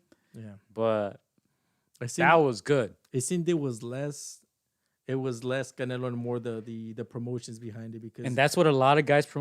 Sorry to cut you off, but that's what a lot of guys freaking complain about, right? My promoter's not promoting me enough. So it seemed like Canelo was just sat back, concentrated on the fight, and let Eddie do his thing. And it seemed like he wasn't expecting much, and then it seemed like he was pleasantly surprised. Yeah, and we know Canelo, and he's not about the fan, like he's not about all the showmanship, but obviously, who doesn't like being hyped a little bit? Who doesn't like somebody else taking care of X like this? Like his job is just to fight and to be ready and he doesn't have time to be worrying about all the extra stuff. So when somebody else takes care of that and does it in a fashion that is pleasing, of course you're gonna be happy. So I feel like that was definitely props to Eddie Hearn. Again, that's why he gets promoter of the year on my book. and it made me think, you like, keep the face of boxing happy. Come on, man, you're doing your job right. Yeah. So, and it made me think about the Anthony Joshua ring entrances. I'm like, okay, who was behind that now? Yeah, I'm like, okay, because those smaller details are very important, at least to me. Like, I noticed all that shit, like the fireworks, the big AJ on the. I'm like, all right, they thought about this. They put some thought into this, and I freaking appreciate it. Yeah. So the Canelo one was very good. My personal pick is Tyson Fury. Yeah. That shit was dope. Like, he wasn't wearing a 40-pound suit. He didn't find it necessary. He did the complete opposite. He said, I'm going to get carried. I'm going to float to the fucking ring. Yeah. I'm going to float to the ring. And he had this freaking old school song, and he was probably singing along in his head. He sang after the fight. And we'll get into that a little later. But my personal one was Tyson Fury. Obviously, the Canelo one was spectacular. And who else was candidate? Did you mention a different one? I just said Triple G. The Triple G, yeah. Those two were definitely those two were it, and get you fucking hyped. When I saw the Tyson Fury one, I'm like, he can't lose after something like this. For real. You get hyped that much, you gotta deliver. Shit. All right, so that was ring entrance. Sean, let's see, worst officiating moment. I'm sure there were many. I don't know if I have some off the top of my head. I'm trying to think about this right now. I can't think of. I mean, I'm sure there's a bunch. You know, this is boxing, so you know what? Officiating moment. I'm gonna name a recent one. I didn't like the fact that Pulev got away with so many rabbit punches against Anthony Joshua. I don't know if that's the worst, but me watching that fight, I'm like, come on. Oh, of course. And credit to Sean, man. That's why we need him on the show. We'll get him on. Yeah, we'll get him on next year. Next year. Yeah, it's always great to have a guy like Sean because this guy knows everything. He's like an encyclopedia, a real life encyclopedia about boxing, because he mentioned the 25-minute replay. Oh, that's right. Yeah. And he actually mentioned Franco before, and he says Clarissa Shields had a pretty good ring walk in January. January was like 3 years ago, bro. Honestly, that's what it feels like. That's why I feel like we're forgetting about all these things that happened at the beginning of the year. Tyson Fury, Deontay Wilder seems like it happened 4 years ago. For real. It does. Okay. And I know there's other moments. That's the one that comes to mind. Well, I was gonna say, like, what was the what the fuck moment of the year? I guess we can now let me give credit to Sean, because when we're on the topic of letdown / boring fight, he said it's more of a letdown, the Franco Maloney fight. And he referenced it again, the 25-minute replay. Yeah. You know what? I don't think it was the referee's fault in this case. I think it was more like the commission and Bob Arum in their ear. Yeah, them like trying to stall more because of course there's a time frame and the fight can't end this quick because I actually think the referee did a good job in this fight. You think so? Okay. Because look, he called a headbutt,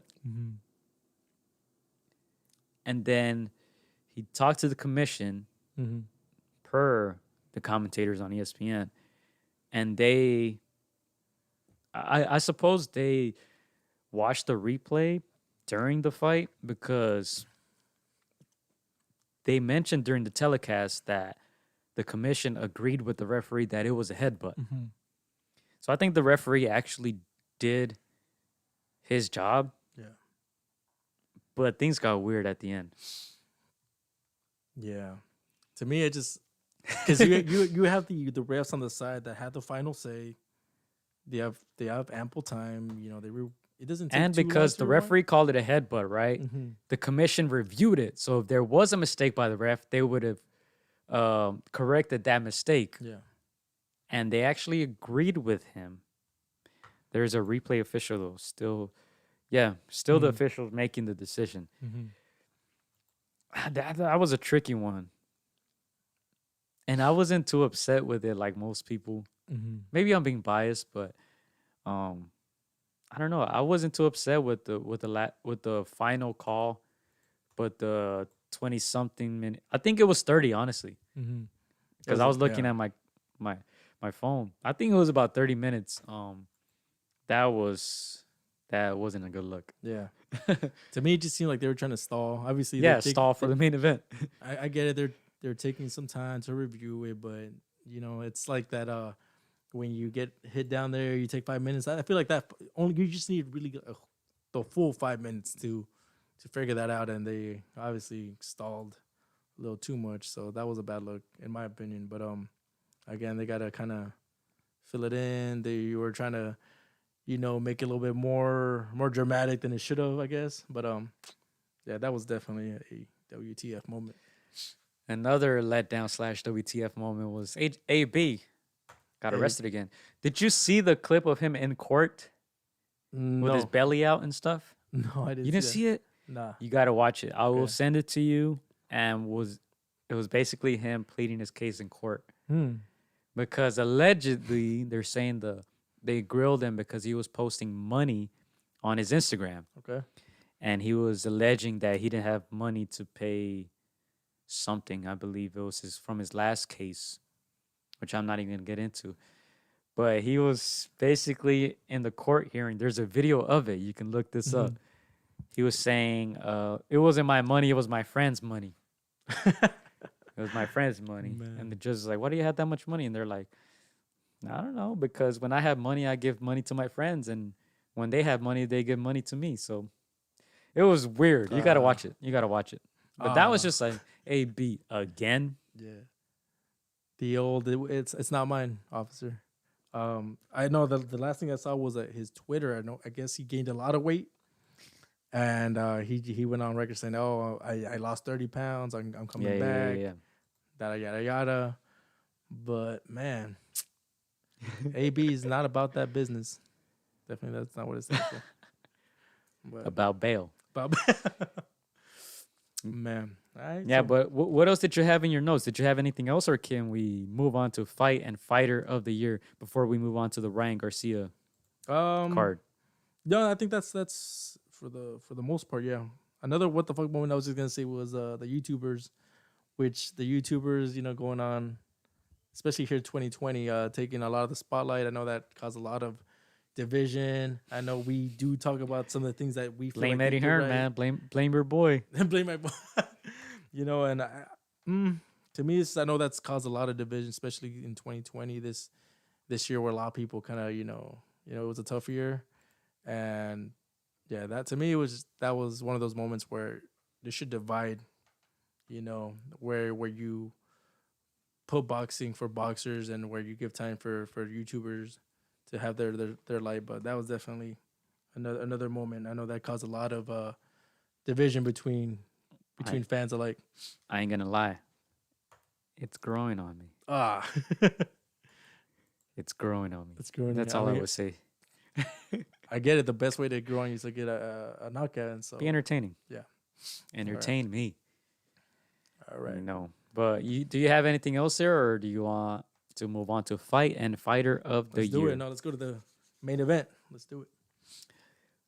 Let's say fight of the year. Now, I'm just going to mention some of the top candidates, at least for me. Nominees, yeah. Juan Francisco Estrada against Carlos Cuadras. yeah. Brawl. We didn't expect anything less.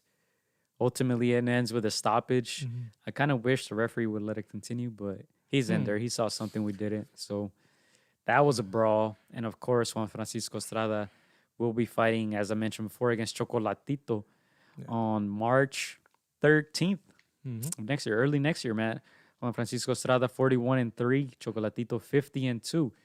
Estrada is 30 years old, Chocolatito 32 or 33, if I'm not mistaken. So that's going to be interesting.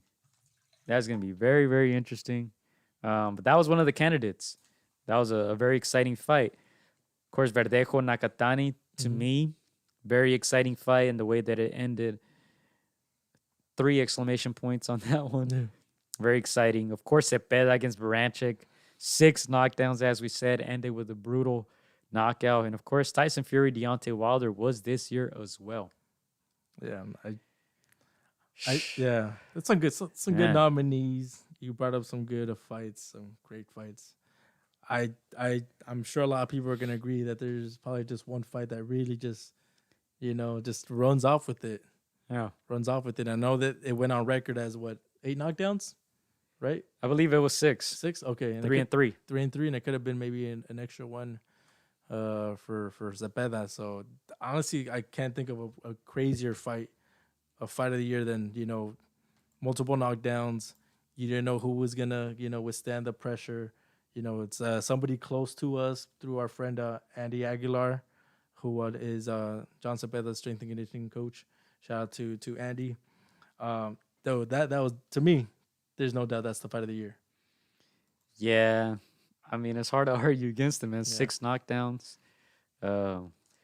Exciting fight, and I already see some people in the comments here saying Cepeda against Baranchik.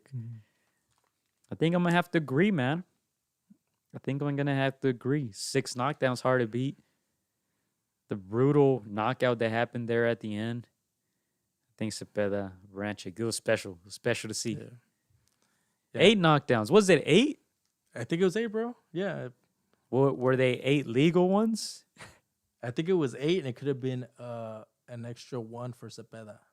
So 8 knockdowns. Because it was. I remember all the articles I read were saying 3-3, but you watched? Didn't you watch it? Yeah, again? it was 8. It was 8. Yeah. All right, my fault. 8 knock. Yeah, I mean, how can you argue against that? Yeah. It's if there's one fight that you put on this year, you tell a casual it's this one, and they will fall in love with boxing. And then they will hate every single fight they watch after because it's going to fall short to this one. But, I know when people saw these names, they were like, oh, this is going to be a good fight.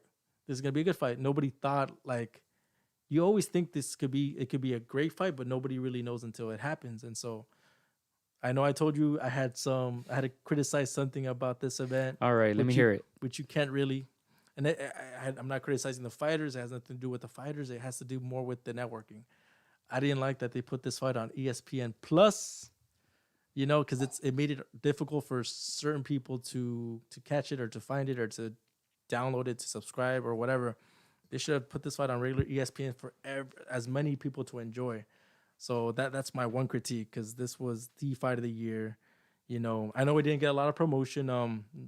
These guys are names that are in the boxing community, but they're not huge names that the mainstream fans know. And if everybody would have seen this fight, they would have been fans of boxing for sure. But for sure, this fight of the year, I think there was knockdowns in every single round, if I'm not mistaken, from at least one of the fighters. And so, it was, Baranchik started off hot. That first 10, 15 seconds, he was trying to knock off Chon Cepeda's head off, and so you kind of knew what kind of fight this was gonna be. And I look back at the Gaddy and Ward fights, and you dream of fights like these, and it's unfortunate that there was no fans, right, in attendance for this fight. If there was fans, man. But I mean, it was. Wait, no, it wasn't actually. No, I was gonna make a joke, but no, it didn't apply. And at the end of the day, it was a scary scene right at the end for Baranchik. He was out cold for a couple minutes. So it's good that he was responsive because it was obviously you're excited for that knockout because it was an end to a tremendous fight, and then you think about his safety. You go back to thinking about what's important, but Yeah. without doubt, fight of the year. I know there's others that come close, or there's others that are in contention, but this one runs away with that for sure. 100%, man. No pushback on that one. And then the main event, man. Fighter of the year. I think there's going to be some debates here for fighter of the year. Let me let you guys know what the YouTube polls said. So it was a fighter of the year. Let me refresh this. Let's see if we got any fresh votes. Because this can go many ways, I think. I saw many answers. So, fighter of the year, out of 149 votes, 7% said Errol Spence Jr. Only 8% said Tyson Fury. 34% said Teofimo Lopez. And 50% said Saul Alvarez. Wow. Okay. That's on YouTube. And I'm going to check Instagram in a little bit. So let me get your take real quick for fighter of the year. Okay, so I see why people can make a case for Canelo. I see why people can make a case for Teofimo, even a case for Tyson Fury. A little surprised that Canelo got that many votes, but I get it. It's the fresher fight. 50%. It was a fresher fight in people's minds. It was against you see a picture of a 6'4" foot dude and a 5'8" guy, and you see what Canelo did to that big guy, that super middleweight ring recognized champ, and it's understandable why people make that case. But to me, the fighter, in my opinion, fighter of the year, and I feel like we might disagree. For me, it's Teofimo Lopez, just because this is a guy that was not even the top 10 pound for pound rankings, comes and knocks off the number one guy. Canelo is before the whole Teofimo Lomachenko fight, he was probably number 2 spot, maybe number 1 in a lot of people's books, but he didn't do that. It's like somebody came out of nowhere to do that to the number 1 guy, and to unify the division, unify all belts. To me, it's like, how can you not give this award to this guy? And so to me, I'll tell you why. Teofimo Lopez is the fighter of the year. I'll tell you why. So just to go to Instagram, some of the comments. Canelo, no doubt. Teofimo Lopez, Canelo, Teofimo Lopez. I think it's between them. Right. As far as Instagram goes, as you guys saw on YouTube, most people voted for Canelo. To me, I know who you're going with. I know it. I know who you're going with. Who? Let me hear your guess. Because I don't even know. I people can make the case for Canelo, and I think you're gonna go with Tyson. Yeah, those are my top 2. My top 2 are Canelo and Tyson. Teofimo, to me, the win wasn't convincing enough. He didn't look spectacular against Lomachenko. So to me, that, not to diminish his win, but the other 2 guys that we mentioned, Canelo and Tyson, had more spectacular wins in the fashion that they did it. To me, the fight with Lomachenko was too close. Teofimo didn't even look great in that fight, to me, at least. But right here on the live chat, Teofimo, Teo, Canelo's fighter of the decade. To me, it's between Tyson, and because of the things that I mentioned about his trainer, the way he was able to dominate Deontay Wilder, the way he was able to make his corner quit, throw in the towel. To me, that's a huge moment right there. Canelo, of course, the way he dominated Callum Smith, the guy who was supposed to be the man at 168, the man who I said last time, a year ago, people were saying Canelo was no match for him. He was too big for Canelo. Standing at 6'4", he looked like a little kid in there compared to Canelo. Teofimo didn't do that against a smaller fighter in Lomachenko. Canelo did it against a much bigger opponent. Okay. And also his fight against the Zone Golden Boy. I don't know if that should be considered a fighter of the year, but I think that's a huge moment in boxing because he's able to establish that he can be independent. Despite having the biggest contract in sports, he can say, I'm not happy with you guys. I want out. So let me get this straight. You would give it to Canelo because he beat Callum Smith, but he knocked out Golden Boy outside the ring. Yeah, first round knockout. No, but even then, I'm going to go with Tyson Fury. Okay. Nobody had a more spectacular win than Tyson Fury this year. Mm-hmm. Nobody did it against a more dangerous opponent than Tyson Fury this year. Mm-hmm. Nobody defied the odds like Tyson Fury did. Everybody said Tyson Fury would win a decision. Mm-hmm. He bullied this guy. He bullied the bully and knocked him out. Okay. To me, an incredible win, sensational win by TKO. He could have knocked him out. If that towel didn't come, he would have gone that knockout. My question to you has... What, the suit? Was it the suit? Has he beaten this guy before? He beat him before. Yeah, so... Not in this fashion.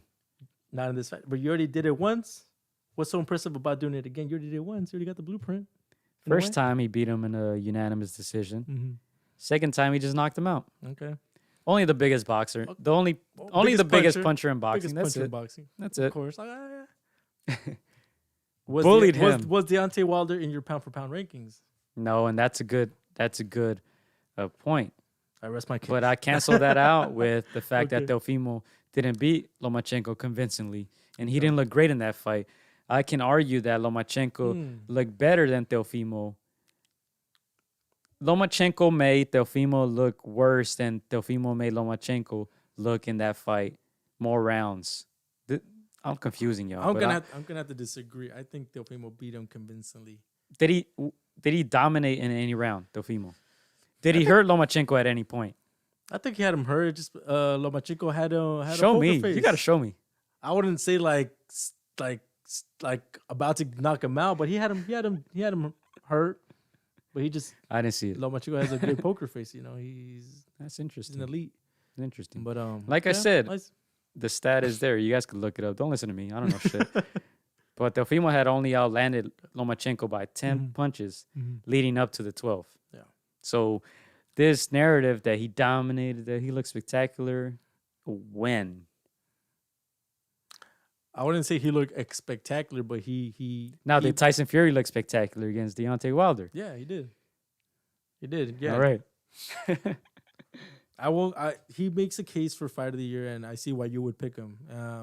I know a lot of people. You got to win convincingly. I know this fight was in February, so it's not fresh in people's minds, but we don't forget, how great of a win that was, and in that fashion, and that kind of, again, Wilder's excuses don't help his cause. It doesn't help his career. It doesn't help him, get back in the mix. Tyson's the man at heavyweight. Answer me this question. Tyson's the man at heavyweight. What's up? Who beat the more dangerous fighter? Tyson Fury or Teofimo Lopez? The more dangerous fighter. I would say Tyson Fury beat the most dangerous fighter. Leave it there. But Teofimo beat the better fighter. There's no buts. Teofimo beat This is a question. Who's the more... Okay. No, let me finish. Don't detract now. Who did it in more spectacular fashion? I can make a case for Teofimo. I can make a case. All right, ladies and gentlemen, this has been episode 130 of the AtR podcast. Thank you for tuning in. I think each can make a case. I can see why there is no case. One got a spectacular knockout. One made the corner throw in the towel. The other, we had to wait for the scorecards to see if he was really the winner or not. I think a lot of people went in there. I mean, after the fight, especially after that 12th round, where Teofimo showed that he can be great, and he showed that he was great in that round. That was a very convincing fight. To me, the difference was Teofimo fought a smaller fighter, wasn't able to hurt him throughout the fight.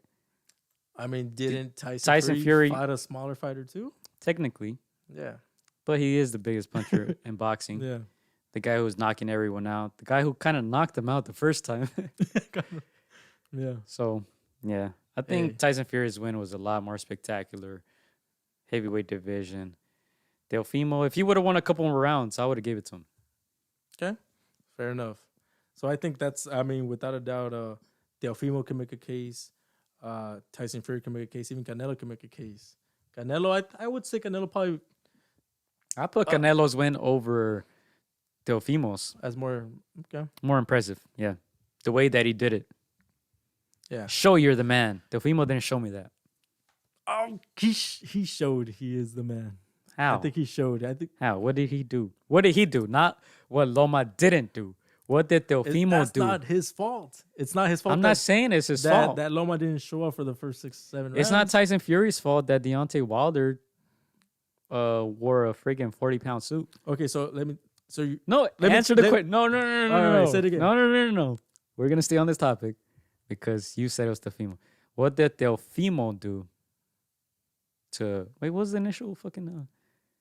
What did Teofimo do to show that this win was spectacular? To me, he was sharper.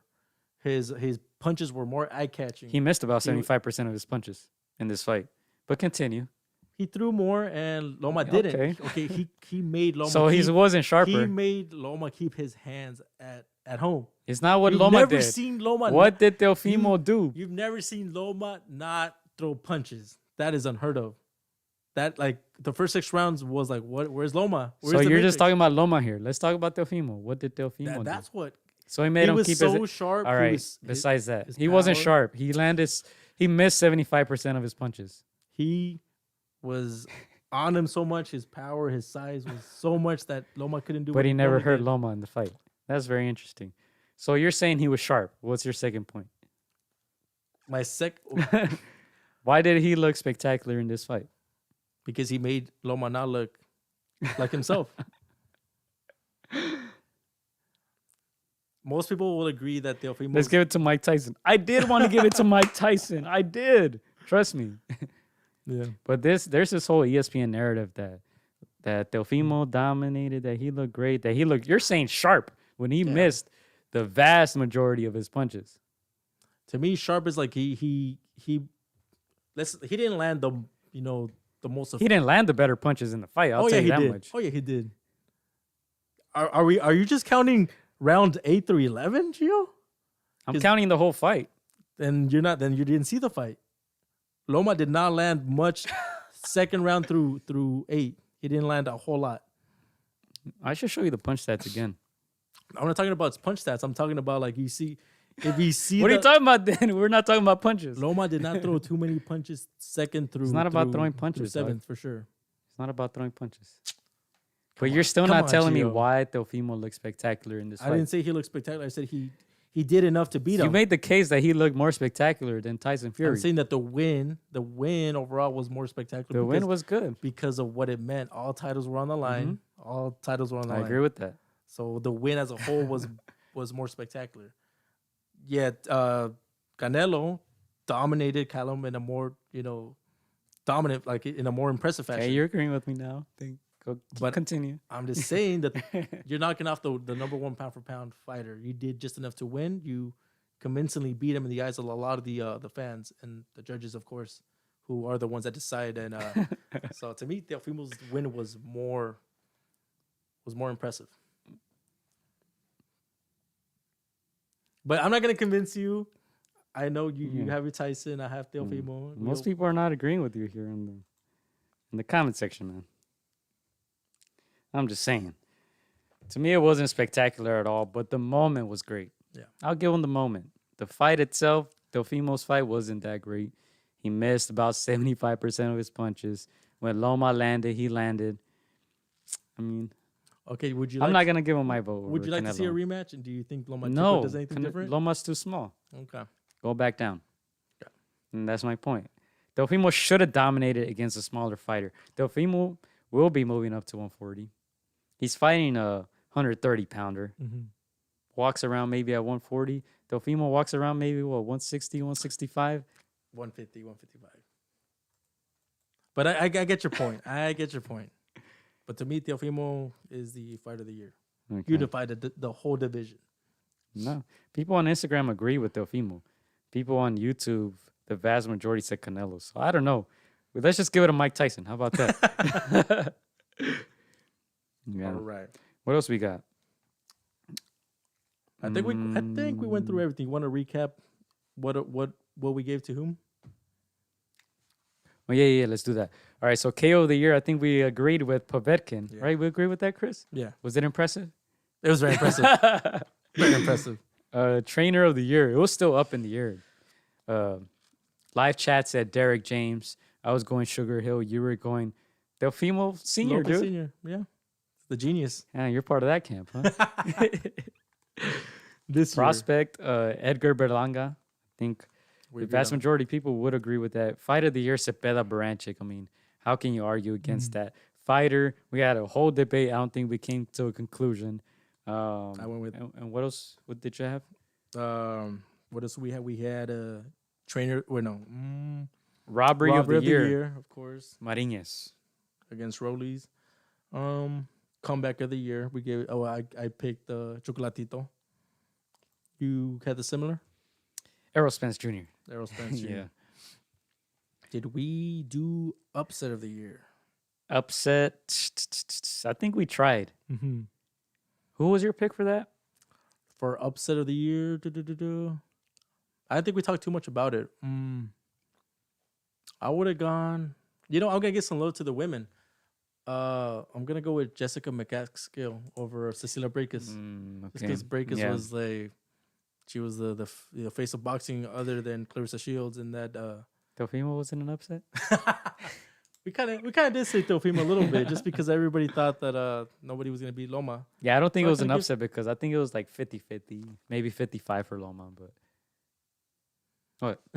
Okay. Did you have anybody else in upset category? No, I couldn't think of any. We can't say the Amante was an upset because we kind of saw it coming. Yeah, we voted for Nakatani. We did say Povetkin deserved Povetkin, yeah. Povetkin. Upset. I think that's the one right there. Yeah. Okay. What else? Was that it? I think that Promoter of the year. Promoter of the year. We going with Bob or we're going with the mate? I was going with the mate, but I can see why. I could give it to Bob just because he started it all. He started making boxing back. Without Bob, he probably wouldn't have had the blueprint to get boxing back on track. So I think we would agree who we're not giving it to. Right? Yeah. But I think that's that, man. That was about an hour 45. Yeah. I don't think we gave our final picks for some because the debates were heated. Yeah. No, that's good. Yeah, and then Sean says Dill was plus 35. I mean, plus 350. Yeah. Hey. That made it less spectacular to me. See? But yeah, I know Teofimo had a great moment. I'm happy for him. Mm-hmm. He became a star. Boxing needs more stars. Mm-hmm. I've been saying this forever. The boxing star is dead. If your last name is not Alvarez, if your last name is not Pacquiao, if your last name is not Joshua, you kind of don't exist in the mainstream, man. You can't walk down NYC and people will be like, oh, that's Errol Spence. How many people are going to say that? True. Not many. Yeah. You can't walk down London and be like, oh, that's Terrence Crawford over there. Like, come on. But Teofimo, I'm happy for him, though. Yeah. I'm happy for him. I'll pose one of the final questions. Who had a better championship round to end the year, Canelo or Anthony Joshua? I'm gonna say Canelo because of the overall show. People mentioned the ring walk. People mentioned Callum Smith's arm. I think I'm gonna go with Canelo, man. Great way to end the show. Biggest star in boxing.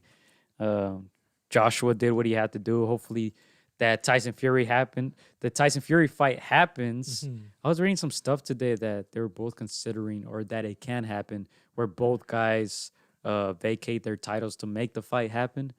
We'll see what happens, but hopefully 2021 we get to see that fight in London, Wembley Stadium. Hopefully everything goes back to somewhat normal and we can get that fight. But I think Canelo definitely finished that 12th round very well, man. Very well. He was looking for the knockout, but didn't happen. Yeah. He did everything but knock him out, in my opinion. To me, I think it was great seeing Joshua and seeing him get back on the knockout. side of things, that was great for him, and can't wait to see what happens in 2021 between him and Fury. For me, yeah, Canelo, definitely a great way for him to end the year. I think people started echoing some of the things that we've been talking about how Canelo might possibly be the greatest Mexican fighter now, and I think this fight further kind of, if some people already have him there, kind of proved it. I know I started seeing a lot of social media podcasts and other shows kind of starting to talk about that. And again, that's one of the hardest things to talk about, especially if you're a Mexican fan or a Mexican network. You're never gonna want to take Julio Cesar Chavez, the great campeón mexicano, off that pedestal, off that spot. But I think people just started to mention that, like, is he the greatest? Just Cocaine All-Star. I haven't said that in a while. I just thought I'd throw it in there. Even just posing that question, is he, kind of shows respect for what he's done in his career. So I think this one kind of just solidified, And Canelo's converting a lot of people. Yeah. I'm hearing more positive. One of the guys is Julio Cesar Chavez. Now he's not criticizing them much. Oh, junior? No. Senior. Come on, man. Why would you do that? It seems like we mention junior every single time. That's probably one of the letdowns of the year. Yeah. That's one of the letdowns. That was a letdown. Yeah, his TikTok video. No. Hey, you said entertainment, right? You got to be entertaining. Yeah. But just to retract and go back to some of the comments here, man. Kirkland needs to hang it up. Yeah. Kirkland, KO made me sad, says Sean. Yeah, man. Kirkland was dangerous at one point, man. He was that dude. Yeah. He had a wolf in his corner and everything. He would get yelled at. I remember that. He would, and I do give Canelo credit for that win, because Kirkland was he's a big dude, man. He was a dangerous guy in his prime. Yeah. Now it's just kind of like, man, is it worth it? Is it worth it? Let's see. What else we got? Sean says the promoter who the guys who promoted the Tyson fight, the promoter of the year. That was a great show, man. Great show overall. Yeah, that was very, very good. Good show. Thank you, Mad Dog. Thank you for keeping that chat lit, man. Hey. That's what's up. And yeah, I think that's it, man. I think that's all we got. I think that's a great way to end the year. Yeah, no. To me, just thank you. Just want to take the time to thank people that are engaging and being in the live chat. Everybody that follows us, supports us. Shout out to Sean. Shout out to, the regulars. Shout out to my co-host Gio, keeps the shit running. Hey, let's go. Let's go, mate. Let's go, mate. Hey, I'll pose a final question. What's up? I got one last one too. Go ahead. Okay, what's if you could have something done in boxing next year? Santa Claus. All right, we got the hat on. Whether a fight, whether anything. What would you want next year in boxing? 2021, mate. Let's make it happen. London, England, the UK, Wembley Stadium. Show them the flag. It's right behind Anthony Joshua. It's over here somewhere. Y'all can see it, I think. Anthony Joshua, Tyson Fury. We haven't had this great of a showdown in the heavyweight division. Tyson Fury against Deontay Wilder was great. But I think Anthony Joshua, Tyson Fury for all the titles, if possible, would be amazing. We would have one champion, and it would be the greatest fight in UK history. Make that happen in Wembley. If we can pack that thing up. I'm saying we like I'm going to be there. Mm-hmm. If they can pack that thing up, I might go. Yeah. If it's safe. Let's do it. If they make it happen in Wembley and they can put 100,000 people in there, it would just be great. Hey, spectacular. Load up the ATR cameras, bro. Let's go. Let's go. Let's make it happen. Hey, for me, hopefully it's safe enough for that to happen. Yeah. For me, I would like to see a Canelo fight where all the fans come back and see him. And if I could choose a venue, Azteca, or somewhere in Mexico. They're saying the next one might be in Mexico, right? Yeah, is that what it Against is? mandatory in Guadalajara. Nice. For me, it's hard for me to get excited about any opponent that could derail Canelo. I think this guy's different league. But I would like to see him at least perform in front of the fans. And again, it doesn't have to be a stacked stadium, even if it's, limited seating, a la Joshua, a la, the way they do it in Texas. But I like to see a Canelo fight in Mexico. I think it's due, and it would further enhance his legacy. I think people are coming around, and so yeah, I would like to see that. Other than of course the pick that you said, who doesn't want to see that UK showdown? And so yeah, I think Mexico hasn't had a big fight like that in recent times. I think the fact that Munguia fought there, I thought was pretty cool against Hogan in Monterrey. I thought that was pretty cool. But if Mexico can get a huge fight like Canelo, it's going to be huge for them. To me, it's always kind of been about the money and security. Can they come up with the money that Vegas can offer, that New York can offer, that Texas can offer, that even the UK can offer? You know, can they do it? Who knows? But that would be cool to see Canelo in Mexico. GGG destroys Munguia, probably. Yeah. Canelo versus Billy Joe Saunders in May and Plant or GGG in September. I think he destroys them all, honestly. Billy Joe Saunders, you guys will see, man. You guys will see. I would like to see You guys will see. To me, Billy Joe isn't what the British media paints him out to be. I would like to see Benavidez. I think Benavidez probably That'd be dope. Poses a more serious threat. But hey. Yeah, I forgot what point I was gonna make, but yeah, that's that, man. I think that's a wrap. Thank you guys for tuning in. Thank you guys for keeping that chat lit. And yeah, 2020, man. A lot of uncertainties at the beginning of the year. Canelo goes to Japan in December. That would be pretty big too. Yeah, as I was saying, a lot of uncertainties at the beginning of this year. You know, we started doing these lives, and people seem to somewhat enjoy them. You know, if we get freaking 5 views on these videos, I'm happy. Yeah. You know what I'm saying? Because we started this as a hobby, and people are actually tuning in, so that's pretty cool. And you know, my personal goal for the year was reaching 1,000 subscribers. We got it. That happened, so that was pretty cool to see. And like I said, if 5 people watch this, I'm like, holy shit. 5 people actually took the time out of their day to see us, to watch this, to watch us just talk nonsense. I think that's pretty cool, man. Yeah. I think that's pretty cool. Hey. All right. What goals? Let's set some goals for next year. How many subscribers we want by next year, bro? 5,000. That's my next goal. 5,000. Okay. Yep. I like it. 5,000. Hey. That's the next goal. And one last comment and shout out to Gonzalo. No offense at all. No offense, but Brits are all hype. Yo, I've been saying this shit for 2 years. God damn it, 2 years. You know, but I do like Tyson Fury. I do like Anthony Joshua. Carl Frampton, I think, did a great job when he came to the States. I like Warrington. There's a couple guys I like, but Josh Taylor's good too.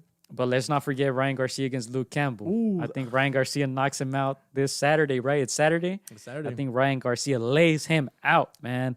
Ryan Garcia, let's see, 20-0, 17 KOs. Luke Campbell, 20-3, 16 KOs. That's at the American Airlines Center in Dallas, Texas. Of course, fans will be in attendance. Luke Campbell, 2012 Olympic gold medalist. He's 33 years old now. His last fight, he lost to Loma in August of 2019. He also has a loss against Leonard, split decision, 2017. And his first loss was to Ivan Mendy, the Frenchman, split decision in 2015. So he lost in 2015. He lost in 2017. He lost in 2019. Will he lose now in 2021? I think so. I think Ryan Garcia will knock him out. And Ryan Garcia actually fought this year. Let's not forget. He fought on Valentine's Day. Yeah. It seems like so long ago, but he fought on Valentine's Day. Got that knockout against Francisco Fonseca. And now I think he'll get another knockout against Luke Campbell. Okay. You said what round? I never said a round, but do I have to commit? Campbell turns into soup by the 6, says Mad Dog. 6? I think that's a good pick. Man. If I had to pick, I almost say 4th or 5th. Dang, that early? Okay. You know what? I'm gonna agree. I think Ryan has too much speed plus that power, and I think he will get him out of there. But I think his experience, Luke Campbell's experience, is gonna push him to the 8th or 9th. I'm gonna say 9th. Ninth? Ninth Okay. knockout. I don't think he does it so early. If he does, my hat's off to you guys. Yeah. That's going to be an interesting fight, Mhm. man. Sean Garcia is on the undercard, Mhm. as we mentioned in previous podcasts. So hopefully he can get a knockout. He's 5-0, 2 KO. So hopefully he can get that third. And yeah, people were saying, yeah, fifth. Gonzalo's asking another first round KO. I don't think first round because of Campbell's experience. I'm going to give him that much. But I think within 6. I'm going to say that Within much. 6? Within Okay. 6. I'm going to say that much. And then Gonzalo, thank you, man. He says we should do this every day. Even if I can't catch them live, I listen while working out. That's what's up, man. That's what's up. Yeah, we'll see, man. We'll see if we can do this more often. Yeah. We might go live after the Ryan Garcia Ryan, fight, right? yeah. If something crazy happens, we'll be live. That's Saturday night, so I think we can make it I happen. think Yeah. we'll be here watching the fight. Yeah, studio's right on the other side of the living room, so we got this. Yeah. And Mad Dog says speed, power, but most important, timing. Yeah, that timing. Sure. It seems like these guys just don't see that left hook, man. Yeah. And that's what I'm leaning toward. I think Ryan Garcia is going to take his time. He's been showing some good maturity in these last few fights. He's taking his time. He's not swinging wild, man. That's what I like about him. Mm-hmm. Those left hooks are landing right where they should be landing, and he's getting guys out of there. So Yeah. And I haven't seen him throw like so many combinations Yeah. to the point where he's open for a counter. He's really picking one or two shots, and like you said, that left hook is just landing. And I know a lot of people compare him to Oscar de la Hoya, and you know, the looks, the hooks. I think Ryan has a little bit more power. We still have yet to see his chin tested. yeah.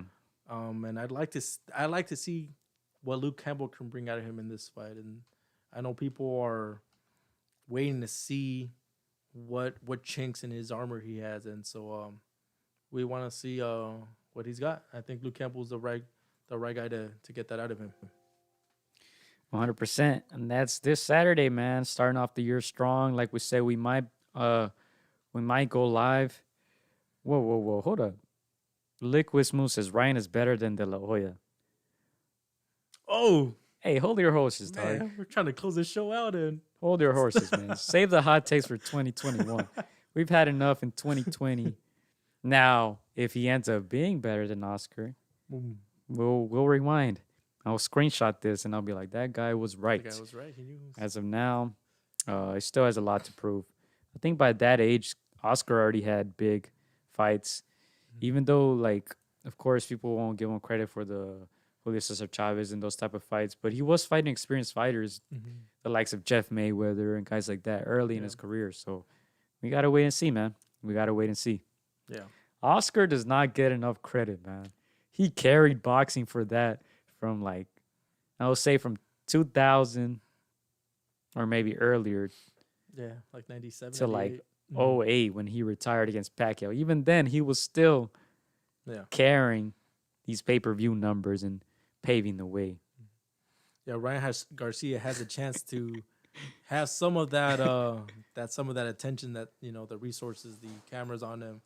We'll see if his skill, which he does have, if that carries over. So should be interesting though. Ryan Garcia, you heard it here first. He's gonna get a knockout. I'm sure most of you agree with that, but we'll see, man. January 2nd. Happy holidays to everyone. Happy New Year. We'll be back soon. Oscar did fight everyone. Yes, like people are saying here in the comment section. No matter who it was, he fought him, whether he was coked out or not, like you guys said. He still fought everyone, man. yeah. Got to give him credit for that. We'll see what Ryan can do, but I think that's it, man. Any last words from you? We've been saying goodbye for, what is it, Sean? How long, Sean? 20 minutes. Sean did shout out, I think, Nate Robinson earlier, because he said Nate Robinson does watch the show, as we thought. He does watch it. Roy Jones Jr., too. Shout out to Roy. I heard he watches the show all the time. But anyway. Yeah, and just shout out to our sponsors, Puro Golpe. Yeah, man. Shout out to everybody that puts us on. Shout out to Coach G. She's doing great. Follow her profile, guys, at Coach G Boxing. Follow Alan Garcia. He's up and coming as well. Right Hook Roxy. Big news coming soon. I know that one of our boys' fights fell through, right? In Carlos Valderas. Yeah, Hopefully that gets situated and we get to see him soon. Looking forward to his comeback and see, you know, want to see if he can put on a show. So yeah. And then just one last question from Gonzalo, who's on the right undercard.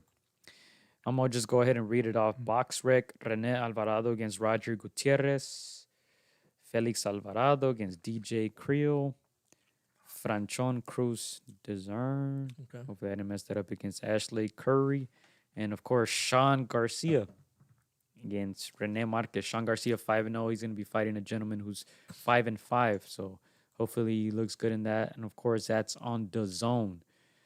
That's on the zone, man. Undercard doesn't look like it's too many big names, but hopefully it's good, man. Hopefully it's good. Hopefully it's entertaining. And I am looking forward to watching Sean Garcia and see what he can do, man. Hey, Funny guy. Funny guy. Yeah, he's got a lot to prove. You know, he's in that shadow of his brother, but he's his own man. We want to see what he's got for sure. Yeah, and then a couple more questions here to answer. Is Carlos still with PBC? Yeah, he's still with PBC. He's still signed with them. So he was supposed to be on this card from last Saturday, on the Kirkland card, actually. That was here in LA. His opponent, there's problems with his visa, and because of the whole virus thing, they couldn't find a last-second replacement. It's a lot different now. Yeah. Guy's got to go in the bubble for a week now. So when that fell through, his fight fell through. So what? I read Trinidad Vargas. Oh, no, I don't see it on the box rec. But yeah, anyways, man, shout out to Sean. Thank you. Happy New Year. Hopefully 2021 is lit, man. Hopefully things get back to somewhat normal and we could get a lot of huge fights, all right? Yeah. Hopefully a lot of exciting things to come, man. And I think that's it for us, man. Other than that, just check out againstdaropestv.com. Make sure to check out the other podcasts, which we help produce. The George Russell podcast, man. 8 episodes in, pretty cool. It's about music, Mexican music. If you're interested in that, go check it out and go sub. And then, of course, Children of the Trenches with professional boxers Anthony Hez and Javion Cardinal, who fight out of Long Beach, California. Interesting stuff, man. Interesting podcast. And we'll be working on that some more coming up this year, man. But, yeah, 2020 has been pretty good, man, considering this whole situation. And I just want to thank everybody for tuning in, man. It's been pretty cool. Like I said, if we get like 5 views on this, it's pretty cool. It's very humbling. You know, we sit up here and talk nonsense for 2 hours now. You know, so people listen to it and tune in and like the videos and stuff. That's pretty cool. But that's a wrap, man. It's a wrap. Hey, that's it, man. 2020. We made it. Man. We survived. 2021. Hey. Wait, one last one. Quick question. Who wins, Tucanes or Tigres? Tucanes or Tigres in a versus battle? Dude, we could be here another hour. That would be a great versus battle. I don't know, I think I'm a Tigres del Norte guy. I think Tigres... But Tucanes got them hits. I was going to say, I think Tigres got that more mainstream fan base, but Tucanes are like you can't beat La Chona. La Chona beats anything. Yeah. That's like that's like that hook to the body, bro. That ends it. That ends it. So La Chona's that haymaker, bro. That's that Povetkin uppercut. Dude, that's a Chon Cepeda Baranchik fight, but I think Los Tucanes are Chon. I'll ask our guy George this question on his podcast and see if we stumble them. Damn. But no need to apologize, Mad Dog. Thank you guys for your comments. El Tucanazo. Dude, this guy's got atomic bombs, man. What? We're going to end it at that before Chris keeps freaking dancing over here. Yeah, man, that's it, man. 2020 is a wrap. We'll be back soon, man. We'll be back after Ryan Garcia's fight. Thank you guys, man. Let's go, mate. Let's go. Let's go, mate. Michael, you already know I said I'm a fun guy.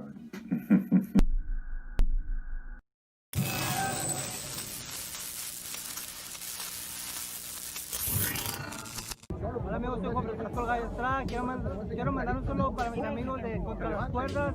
Échenle muchas ganas. Un abrazo, muchas bendiciones. Shout out to Against the Ropes. You know what mine is? Let's box, bitches. It's almost fight night. Shout out to Against the Ropes. Thank you for the support. Keep doing your thing. You're doing a great job. So thank you and best wishes. Against the Ropes. Huge shout out to Against the Ropes. Against the Ropes. Shout out to Against the Ropes. Thank you guys for the interview, and hope to see you guys soon. Against the Ropes, always doing the right thing. Shout out to Against the Ropes, man. I appreciate you guys for having me, taking the time out y'all day. Against the Ropes, #1.